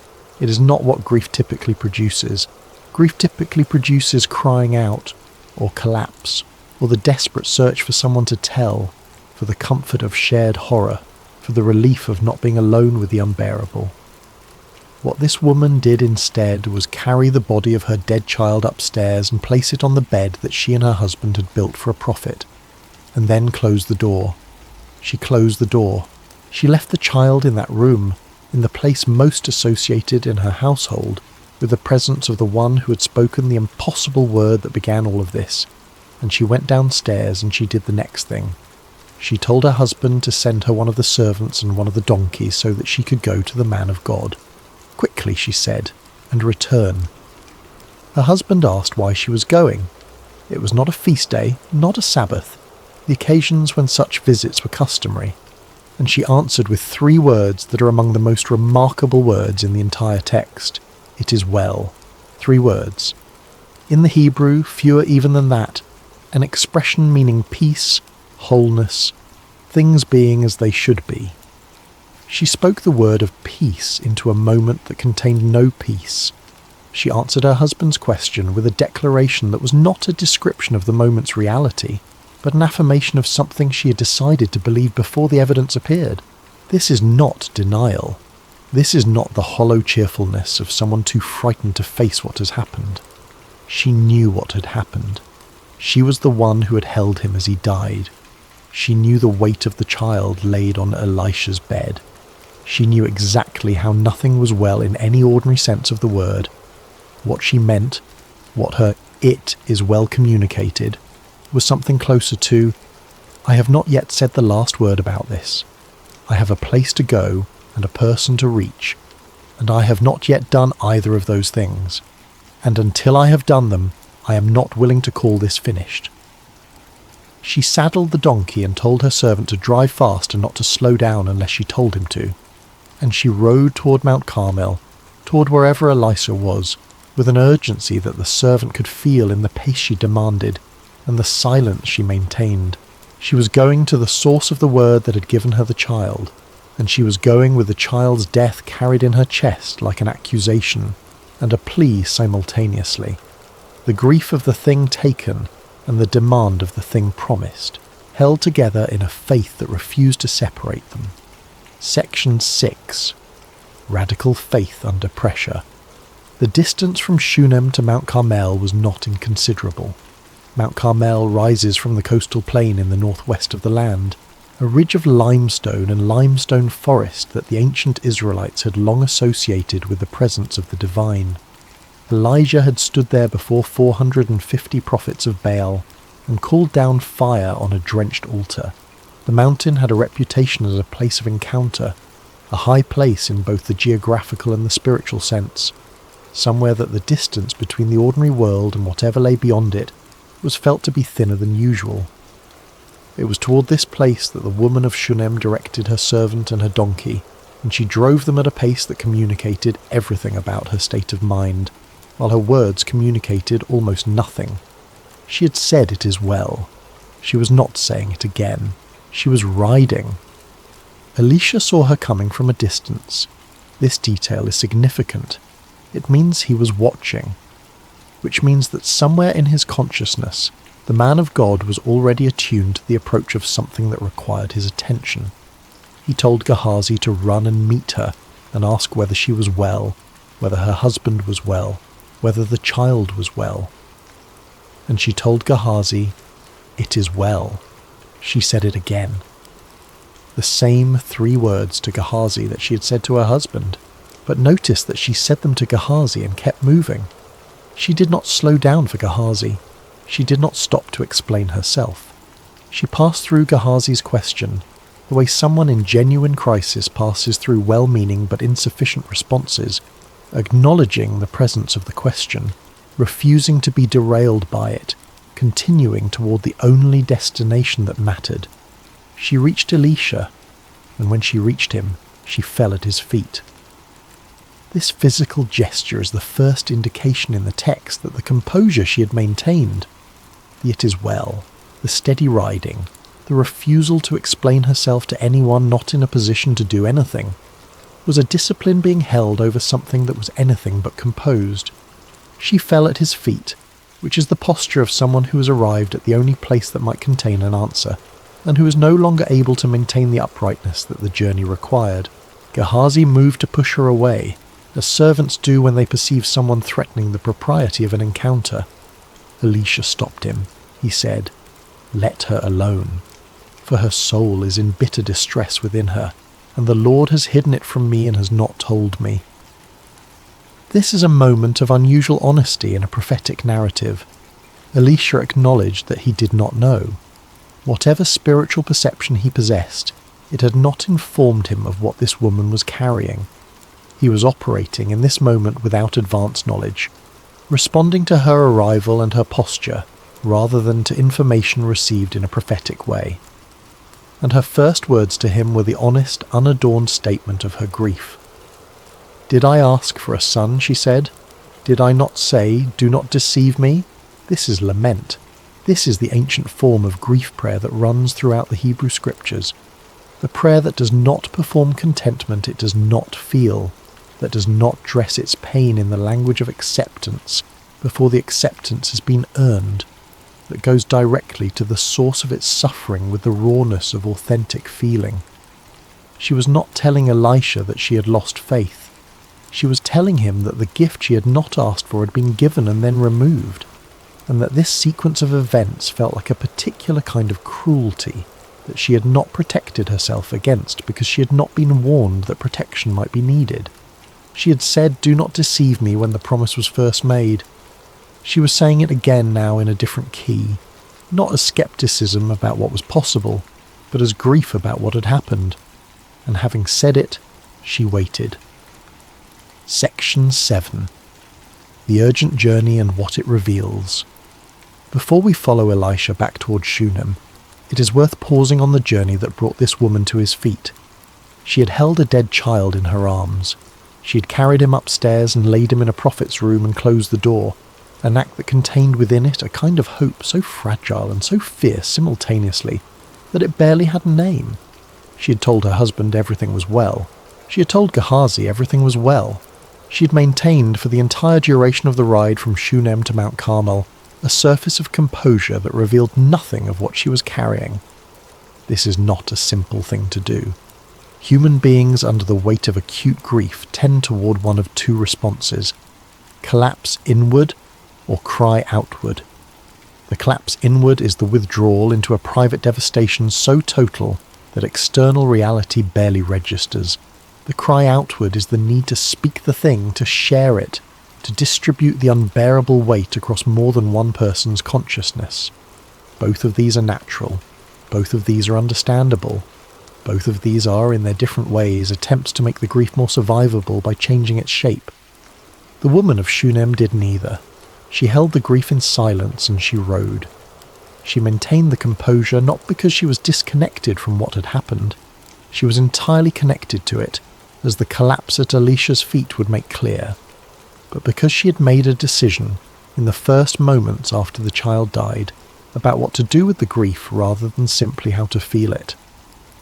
She had decided to move, to act, to carry the weight of the thing without putting it down until she had reached the one person who might know what to do with it. This quality, the capacity to hold pain without collapsing under it long enough to act effectively, is one of the subtler forms of courage available to human beings. It does not announce itself. It does not look heroic from the outside. It looks, from the outside, like someone riding a donkey urgently across a stretch of landscape while telling people that everything is fine. But inside, it is the disciplined, costly, wholly deliberate act of refusing to let grief make all the decisions before faith has had its say. She had built a room for a prophet. She had served him without asking for anything. She had received an impossible gift.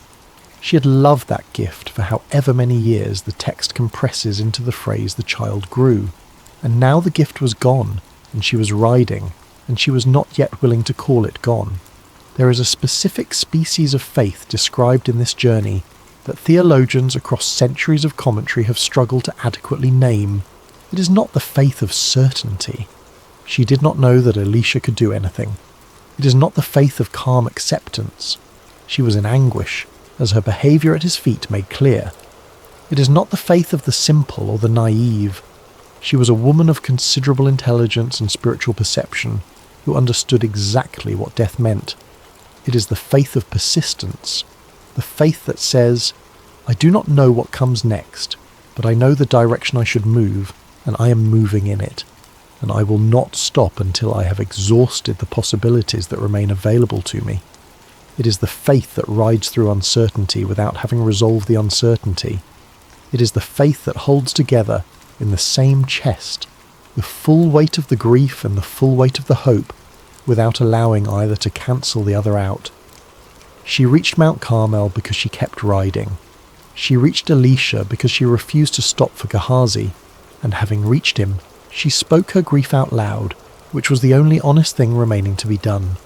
Section 8. Confrontation with the prophet. Elisha's response to her grief was immediate and practical. He called Gehazi and told him, Gird your loins and take my staff in your hand and go. If you meet anyone, do not greet him. If anyone greets you, do not reply to him. And when you reach the house, lay the staff on the face of the boy. There is something important in these instructions that can be easily passed over. The staff was an object of the prophet's presence, a physical extension of his identity, something he had carried and touched, something that in the symbolic vocabulary of the ancient world represented authority and connection. To send the staff ahead was to send something of himself ahead, which is to say that Elisha was attempting to act at a distance, to project the effect of his presence into a situation he had not yet reached in person. And the instruction to Gehazi not to greet anyone and not to respond to greetings was also significant. In the ancient Near East, greetings were not casual exchanges. They were ritual transactions, formal acknowledgements of relationship and status that carried their own weight and required their own attention. To stop and greet was to enter into a social obligation that would delay the journey and divide the focus. Elisha was telling Gehazi, move with absolute urgency and absolute attention, without any of the social friction that ordinary travel accumulates. The speed and the singular focus of the journey were not merely practical, they were part of the act itself. But then the woman said something that revealed the limits of this approach. She said, As the Lord lives, and as your soul lives, I will not leave you. This is not polite conversation. This is the declaration of someone who knows that the proxy solution being offered is insufficient and who refuses to accept it. She had ridden to Elisha, not to his staff. She had sought the man, not the instrument. She understood, with the same clear-eyed perception, that had recognised him as a man of God from the first moment she saw him, that whatever was needed in the room in Shunem was something that required Elisha himself, not a representative object or a representative servant. She would not leave him. She meant it. And Elisha got up and went with her. This moment, the prophet rising from wherever he was sitting on Mount Carmel and following this woman back down towards Shunem, is, in its own understated way, one of the most powerful moments in the account. She had been given a proxy, and she had refused it.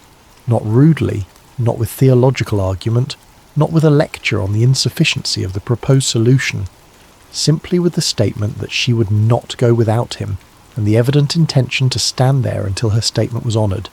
And it was honoured. Because she was right. Because her perception, which had been accurate from the beginning, from the first moment she looked at Elisha passing through Shunem and recognised something in him that most people would have missed, was accurate again now. The staff was not sufficient. The servant was not sufficient. The thing that was needed could only be brought by the one who had spoken the word that had begun this whole movement of events. They walked back towards Shunem.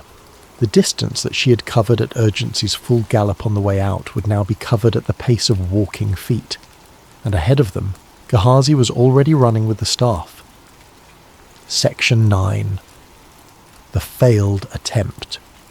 Gehazi ran ahead and laid the staff on the face of the boy, and there was no sound and no response. No breath returned.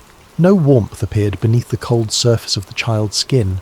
No sneezing, no stirring, no indication of any kind that the staff's presence in the room had changed anything at all.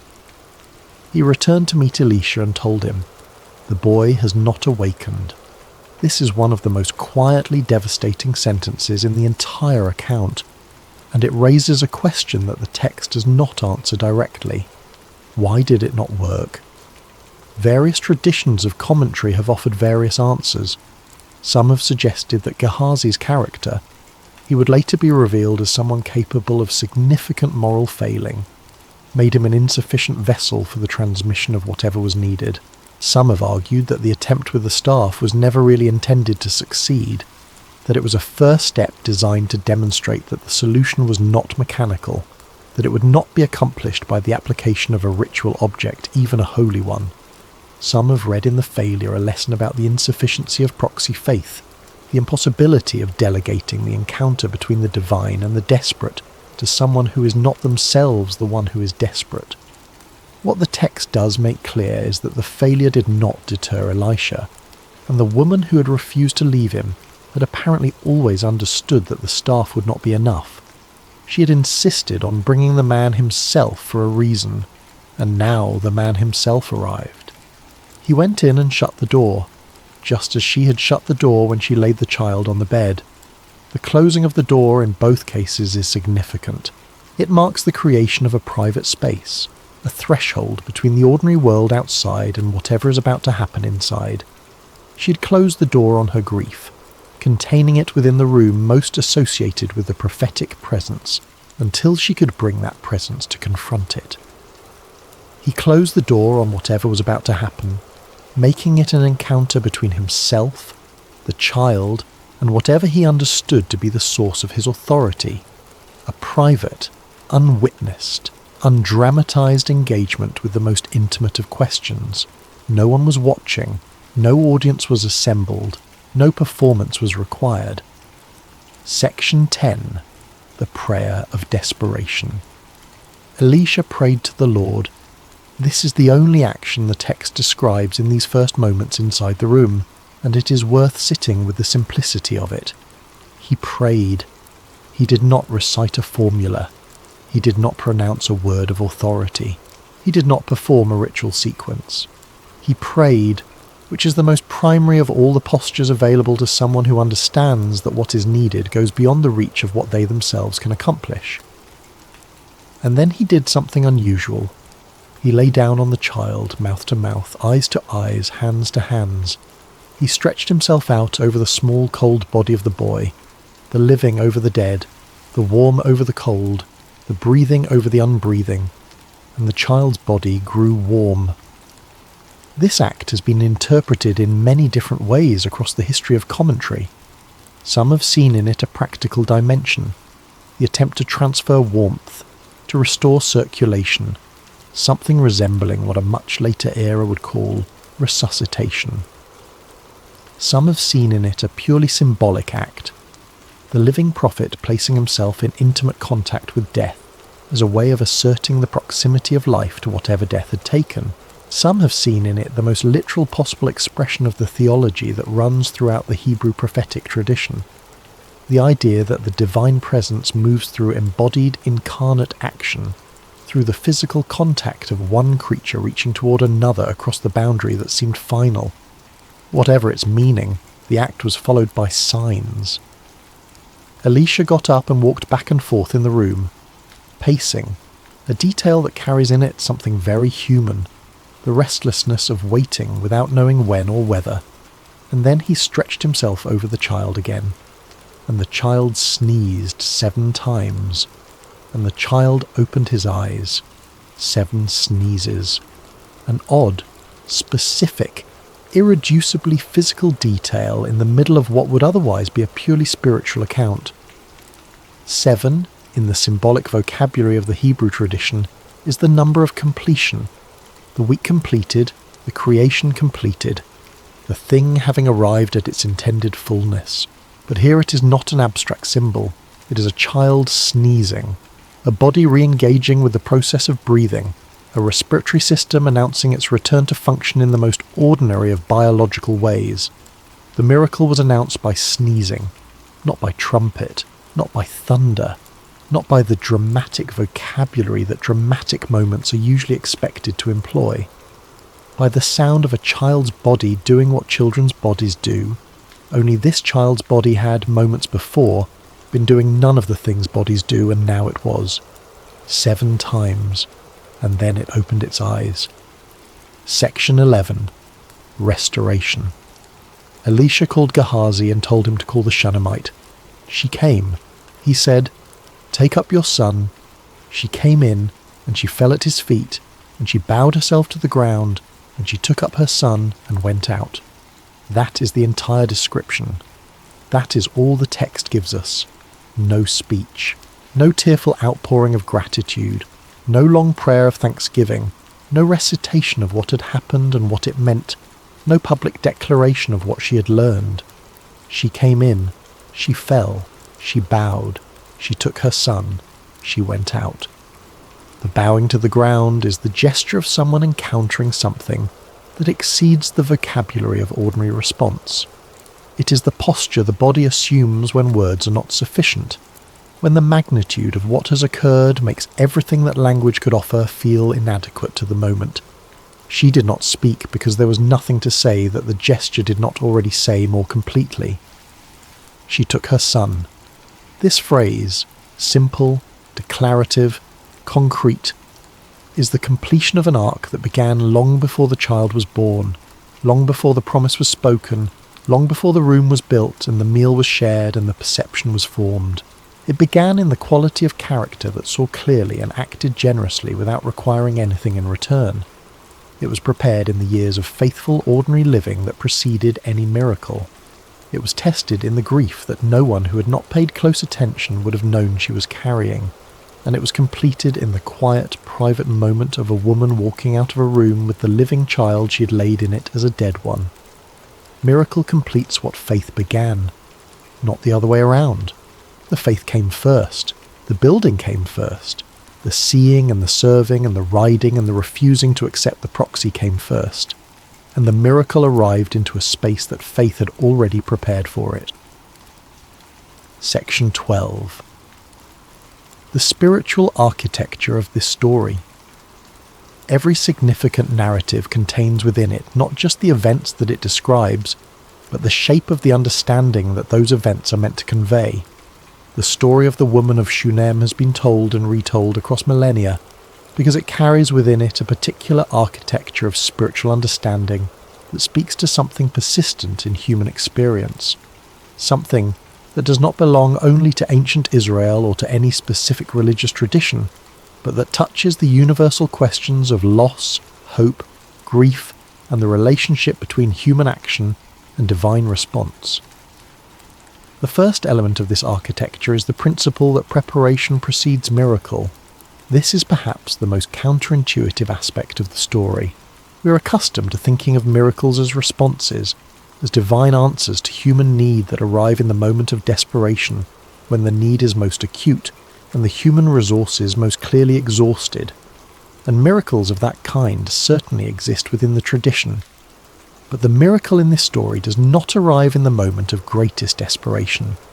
The miracle arrives into a life that had already been prepared for it, by years of quiet generosity, by the building of a room that was not asked for, by the service of a man of God before any blessing was received from him, or even anticipated. The child was not given because his mother fell at Elisha's feet in need. The child was given because his mother had built a room, and the room was built because she had seen clearly, and the seeing clearly was an expression of who she already was before any of this began. This sequence matters enormously. It suggests that the preparation for the miraculous does not begin in the crisis that eventually makes the miracle necessary. It begins long before, in the ordinary decisions of ordinary days, in the quality of attention brought to an encounter, in the generosity extended without calculation, in the service given without the expectation of return. The crisis reveals what the preparation has made possible, but the preparation had to come first. The second element of this architecture is the principle that authentic faith includes lament. The woman of Shunem did not perform composure before Elisha. She fell at his feet, and she spoke her grief out loud, and she said, "Did I ask for a son?" This is not the language of someone who has elevated themselves above their pain into a spiritual detachment that no longer feels the full weight of loss. This is the language of someone who feels exactly how much this hurts, and who brings that hurt directly to the encounter with the divine rather than processing it privately first and presenting only the sanitized remainder. The Hebrew tradition that produced this story is full of this kind of lament. The Psalms are full of it. Job is full of it. The great figures of the tradition speak their grief without polishing it first, because the tradition understands that honest grief offered to God is a form of trust. The trust that the relationship can hold the honest feeling that what is real will not be rejected because it is not beautiful. She lamented honestly, and she was heard. The third element of this architecture is the principle that faith persists through the silence. Between the moment the child was conceived and the moment the child died, there is a period of the text that is compressed into a handful of sentences. The years of the child's growth, which would have been the years in which the promise was being fulfilled in the most ordinary ways possible. The toddler learning to walk, the small child learning to speak, the boy beginning to venture further from the house. All of this is rendered in almost no words at all. This is not carelessness on the part of the narrative. It is an observation about the nature of the miraculous in daily life. The extraordinary becomes ordinary. The answered prayer becomes the background of living. The thing once desperately wanted becomes simply the thing that is present, and its presence is no less real for being less astonishing than it once was. And in the silence of those years, the silence between the miracle and the crisis, the woman was simply living. Faithfully, generously, present to the ordinary texture of a life that had been given back to her in a form she had not expected. She was not, as far as the text indicates, doing anything particularly dramatic. She was being who she was, and being who she was, it turns out, was exactly what was needed when the crisis arrived. The fourth element of this architecture is the principle that persistence in prayer matters. Elisha prayed. He prayed, and then he acted in a physical way, and then he paced, and then he stretched himself out over the child again, and then the child sneezed 7 times and opened his eyes. This sequence, the prayer, the action, the waiting, the continued action, is not described in the text as a lack of faith. It is not described as evidence that the first attempt failed because something was wrong with the approach. It is described simply as what happened, which suggests that the process itself, the sustained, repeated engagement with the situation, was part of the miracle rather than a sign of its absence. This is important for anyone who has ever prayed once and not received what they prayed for. The text does not suggest that a single prayer is the complete expression of the practice, that a single attempt exhausts the possibilities, that persistence beyond the first try indicates insufficient faith. Elisha prayed and lay over the child and got up and walked and returned and lay over the child again. The miracle arrived through the sustained, embodied, repeated engagement, not through a single perfectly executed moment of spiritual performance. And the fifth element, which underlies all the others, is this. The God in this story is a God who restores what seemed permanently lost. The child was dead, not metaphorically dead, not diminished or ill or imperiled, dead. Laid on a bed with the door closed, cold beneath the warm hands that stretched out over him. There was no medical qualification, no diagnostic uncertainty, no possibility left open in the text that what the mother had held in her arms through the morning hours was anything other than the final state of a child who had lived and now did not. And then he sneezed 7 times and opened his eyes. What this story carries, at its deepest level, is the assertion that the category of permanently lost is not as final as it appears from within the experience of loss. Not because loss is not real. The woman's grief was entirely real, and the text does not minimize it, but because the story being told is one in which the ending has not yet been written, when the middle is darkest. The room closed, the door shut, the child cold, the mother riding across the landscape with grief in her chest and hope in her direction. These are not the final images the story offers. They are the middle. They are the darkness before the 7 sneezes and the open eyes and the words, "Take up your son." This is not a promise that every grief resolves in this life. The tradition is too honest to make that claim, and the history of human experience is too full of losses that are not reversed in any visible way. But it is the assertion that reversal is possible, that what seems final sometimes is not, and that the appropriate response to that possibility is to ride toward it, with urgency, refusing to slow down for anyone who cannot help. Section 13. The legacy of an unnamed woman. She does not appear again in the text after she walks out of the room with her living son. The story continues in the book of 2 Kings.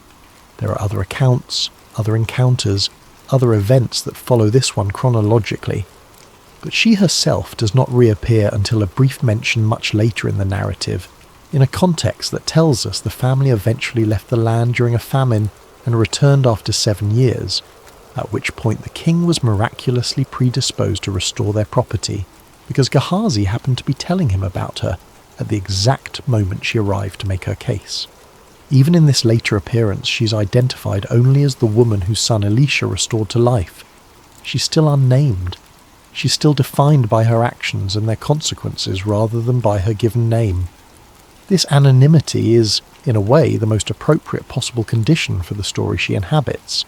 Names individuate, specify, locate a person in a particular time and social context in ways that can make them feel distant from readers in other times and other contexts. But the unnamed woman of Shunem is universally available. She can be anyone, can be recognized by anyone who has ever prepared for something without knowing what the preparation was for, who has ever served without calculating the return, who has ever ridden through their grief toward the only help that might remain available, refusing to slow down, refusing to accept the proxy, insisting on the real thing.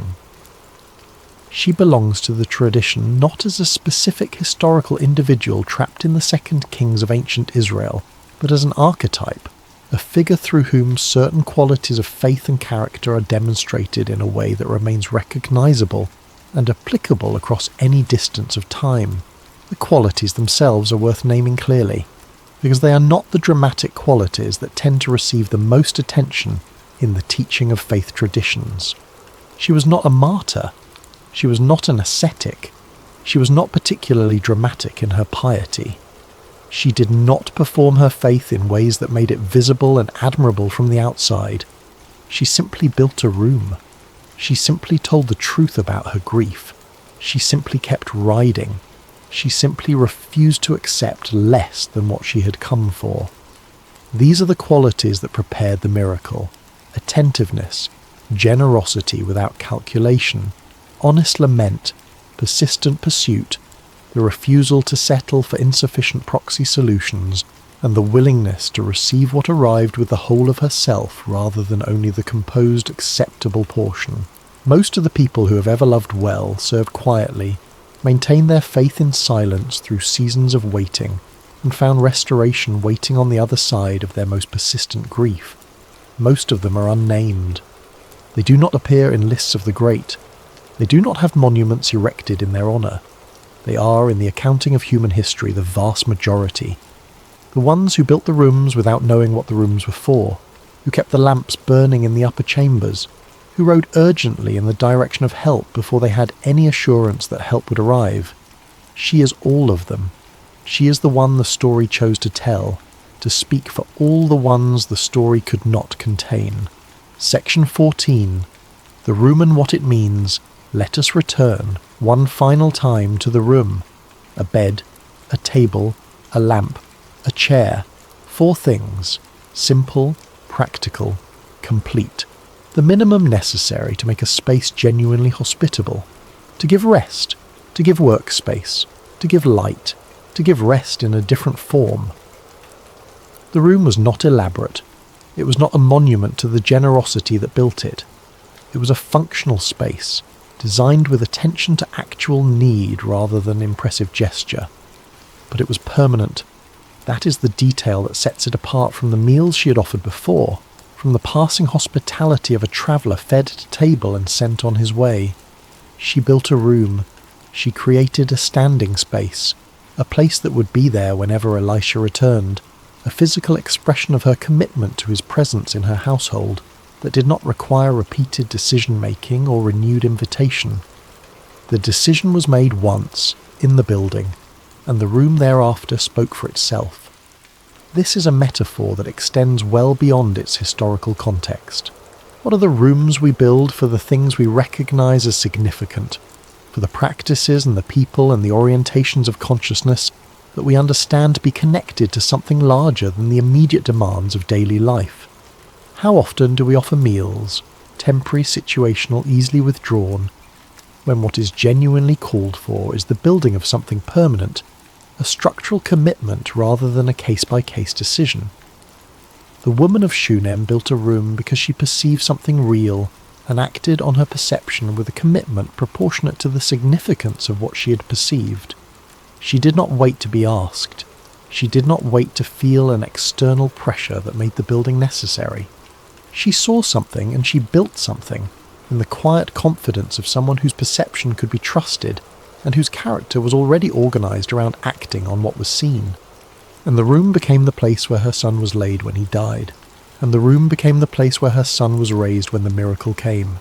The same space, the same 4 objects: bed, table, lamp, chair, present in the room where the child was laid cold and still, and the door was closed, and present in the room where the child sneezed 7 times and opened his eyes.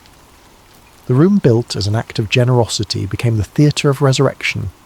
The space she had prepared for the man of God became the space where God moved. There is a theological intuition here that requires no theological language to receive. The places we prepare with genuine attention and authentic generosity tend to become the places where significant things happen. Not always, not inevitably, not as a mechanical guarantee that hospitality offered produces miracles required, but there is a connection, a correlation between the quality of space prepared and the quality of what can occur within it, that the story of the Shunammite makes visible in an unforgettable way. She prepared the space became sacred, not because of a specific ceremony or consecration, but because of the quality of the intention that built it, and the quality of the presence that inhabited it, and the quality of the faith that, in the most desperate moment imaginable, carried a dead child to that room and laid him there and closed the door. The room was the first act of faith. Everything else followed from it. Section 15. It is well, the deepest meaning.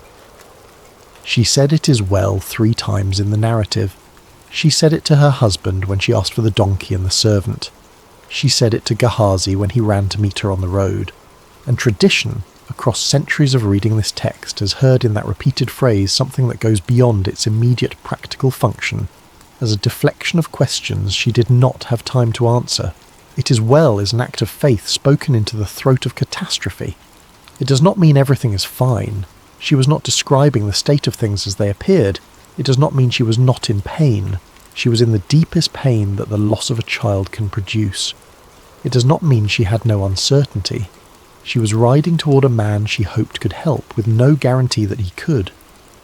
What it means, in the deepest reading of the phrase, is closer to this.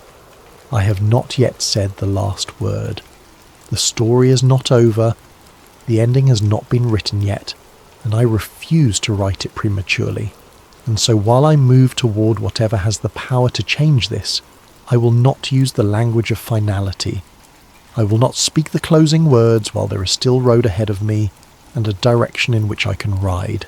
It is well is the declaration of someone who understands that their perception of the present moment is not the whole of reality, that what appears to be the end may not be the end, that the child on the bed with the door closed may not be the conclusion of the story, and that the appropriate response to that possibility is to keep moving. There is a courage in these 3 words that is not obvious until you understand what she was holding when she spoke them.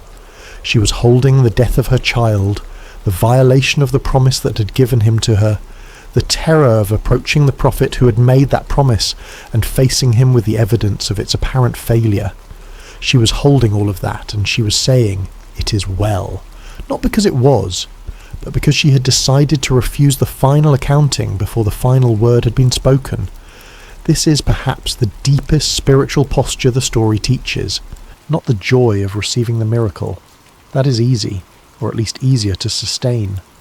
Not the patience of waiting for the miracle to arrive, that requires endurance, but not the particular quality of courage this woman displayed.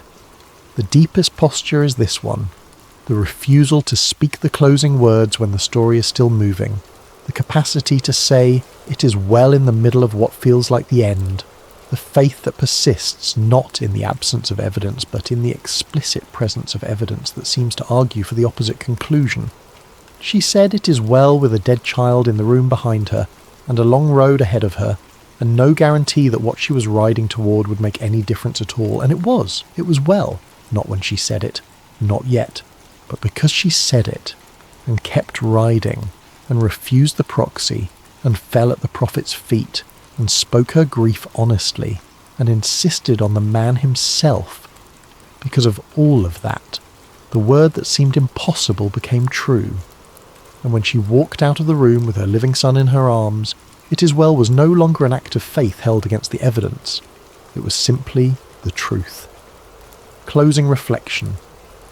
A night meditation for tired hearts. You are perhaps at the end of a long day. The world has asked a great deal of you. Asked it without ceremony, without acknowledging that what was being requested was significant, in the way that life tends to ask its most exhausting things as though they were ordinary, and you have done what you could. You have moved through the hours with whatever quality of attention and presence you had available, which was probably not the quality you would have preferred, but was the quality you had. And that is enough. That is more than enough. That is the whole of what anyone can offer. The quality of presence that is actually available, not the quality that would be available in some hypothetical better version of the day. The woman of Shunem lived her faith in the small hours of small days. She did not live it in the dramatic hour of the miracle's arrival, though she was present for that too. She lived it in the decision to prepare a room for a travelling man she recognised as significant. She lived it in the regular meals offered without asking for return. She lived it in the honest conversation with her husband about what she perceived and what she wanted to do about it. She lived it in the grief she carried privately on the long mornings of the child's growing years, grief that had been organised into acceptance but never entirely dissolved. She lived it in the decision, when the worst happened, to close the door and saddle the donkey and ride. Every one of these acts was small. None of them, at the time it was being performed, was recognisable as faith in action. The building of the room looked like interior decorating. The regular meals looked like hospitality. The quiet, private grief looked like what it was. A woman who had wanted something and had not received it, and had made peace with that. The riding looked like a mother going to find help for a sick child. None of it looked from the outside like the architecture of a miracle. And yet, the miracles we are hoping for, the reversals we need in the situations that feel most irreversible, the moments of restoration that we are not sure are coming, these tend to find their way into lives that have been prepared to receive them, not by dramatic acts of conspicuous piety, not by the performance of faith for the sake of an audience, but by the quiet, consistent, cumulative weight of ordinary faithfulness. The room built, the meal offered, the truth told, the direction maintained, the door closed with the certain faith that something real has been placed in that room, and that the word spoken over it has not yet finished being true. You have, in the living of your life, been building rooms. Some of them you may not even recognise as rooms. Some of them you built without knowing what they were for, in the way the woman of Shunem built a room for a prophet without knowing that the room would one day receive the child that same prophet gave her. Some of them feel right now like empty spaces, spaces prepared for something that has not yet arrived, or for something that arrived and then was taken away before it could be fully received. The story of the Shunammite does not promise that every room will be filled in the way you hoped. It does not offer a mechanical guarantee that preparation produces the specific outcome you prepared for.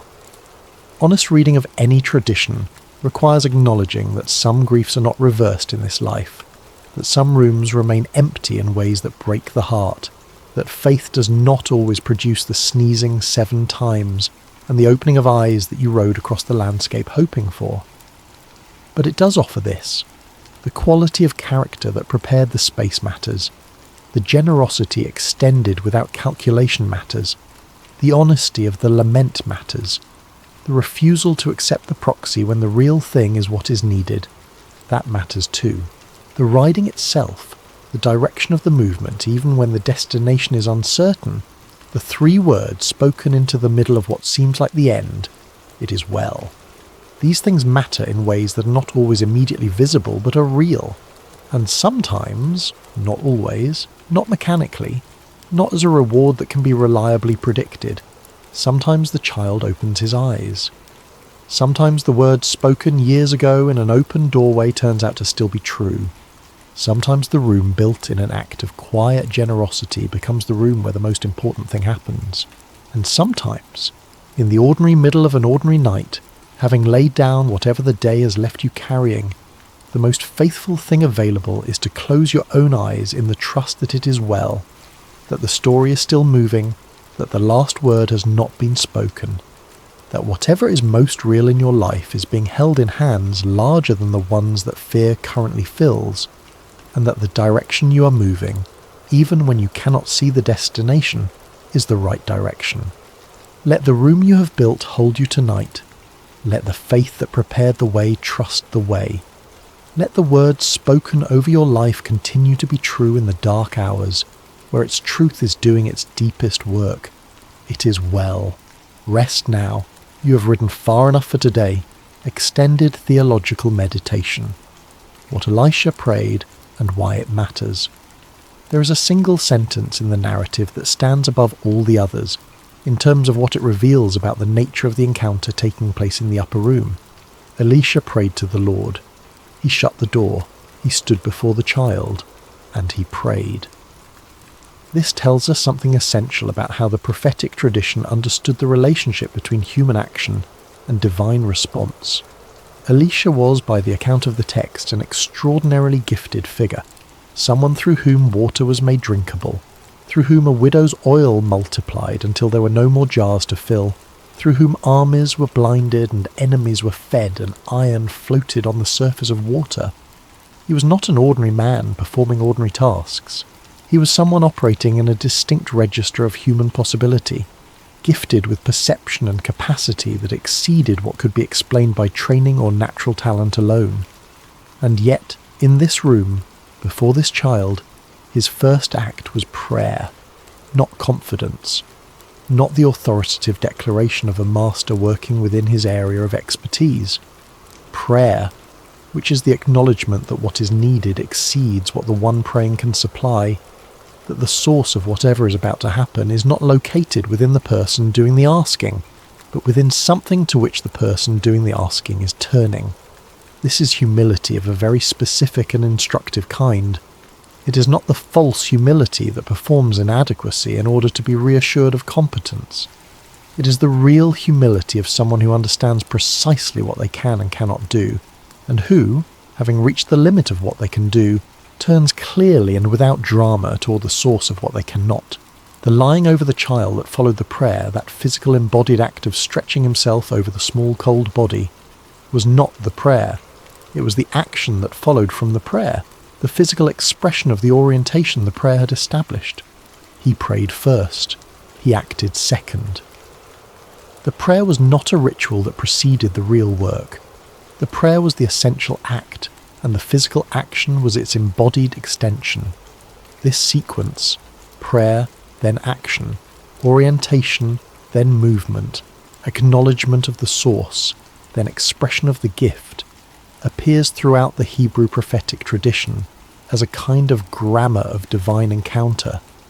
The action matters, the physical engagement matters, the sustained, repeated, bodied commitment to the situation matters, but none of it is the cause of what happens.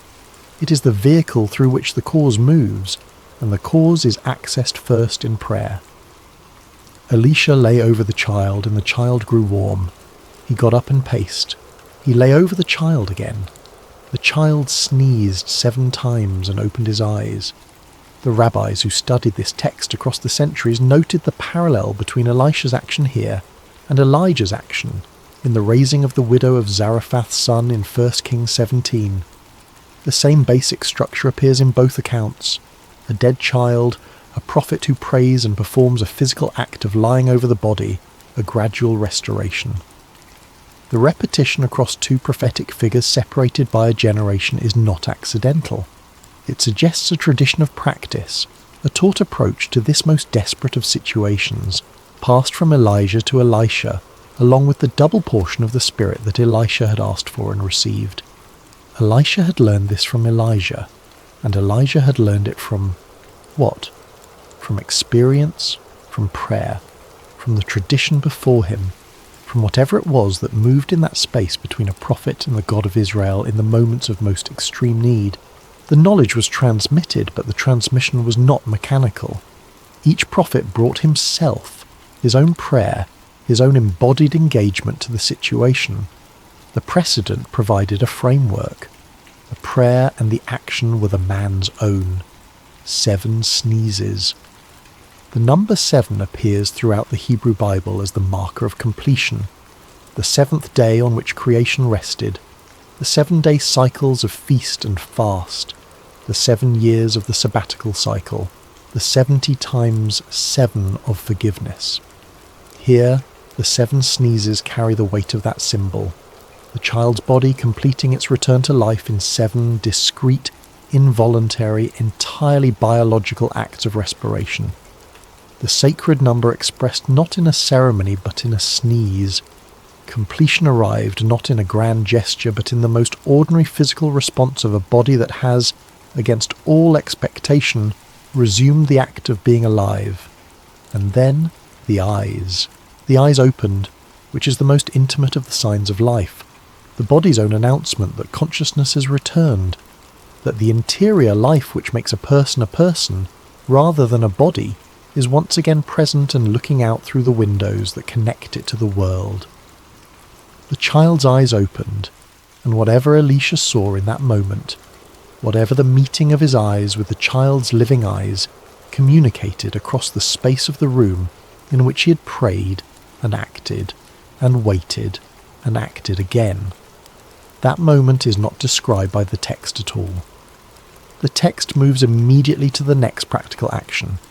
Elisha calling Gehazi to bring the woman. The interior of the moment remains private, which is perhaps appropriate. Some things that happen between a person and the thing they have been working toward with the full weight of their capacity and their faith are simply not the business of the narrative. They belong to the moment itself, to the people present in it, and to whatever witnessed it from beyond the human perspective. She came, he said, take up your son. She fell, she bowed, she took him and went out. The text moves on, the miracle is complete, the meaning continues. Supplemental reflection. On Gehazi and the limits of proxy faith. The figure of Gehazi occupies an interesting position in this account, and his role in the narrative illuminates something important about the nature of what was required. Gehazi was Elisha's servant, his assistant, his companion and factotum in the day-to-day logistics of the prophetic life. He is a regular presence in the accounts of Elisha's ministry, sometimes helpful, sometimes inadequate, and in at least one other account in the book of 2 Kings, revealed as capable of significant moral failure. He was a person in close proximity to something extraordinary, without being, himself, extraordinary in the same way. When the woman arrived at Mount Carmel and fell at Elisha's feet, it was Gehazi who moved to push her away, the protective instinct of a servant whose primary job is to manage his master's access and guard his time. And it was Elisha who stopped him, recognizing, with the perception that characterized the prophetic consciousness, that this was not a situation in which appropriate management of social protocol was the relevant consideration. When Elisha sent Gehazi ahead with the staff, he was not doing something thoughtless. The sending of the staff was a genuine attempt to address the situation through the means available. Elisha was on Mount Carmel, the child was in Shunem. The distance was real, and the urgency was real, and if the staff could accomplish what needed to be accomplished, the suffering of the mother would be reduced by the time it would otherwise take to cover the distance on foot. The intention behind the sending of Gehazi was good. The gesture was not frivolous, but the gesture was insufficient. This is not primarily a judgment about Gehazi's moral character, though later events in his life might invite that reading. It is a structural observation about the nature of what was required in the room. The staff was an object. Objects can carry symbolic significance, can serve as vehicles of attention and intention, can do many things that purely physical objects are not normally credited with doing. But they cannot pray, they cannot grieve, they cannot stretch themselves out in the full embodied commitment of a living person, engaged with the very limit of what they can do, and reaching in prayer toward what they cannot. The miracle required a person. It required prayer. It required the sustained, embodied, repeated engagement of someone who had access to something the staff did not have access to. And the woman of Shunem, with the clear-eyed perception that had been her defining quality from the beginning, understood this before Elisha did. She insisted on the man. She refused the object. Her refusal was theologically correct. Not because objects have no power or significance in the tradition. The text is full of sacred objects, of altars and arks and staffs and anointing oils, all of which carry meaning and function in the account of divine human encounter.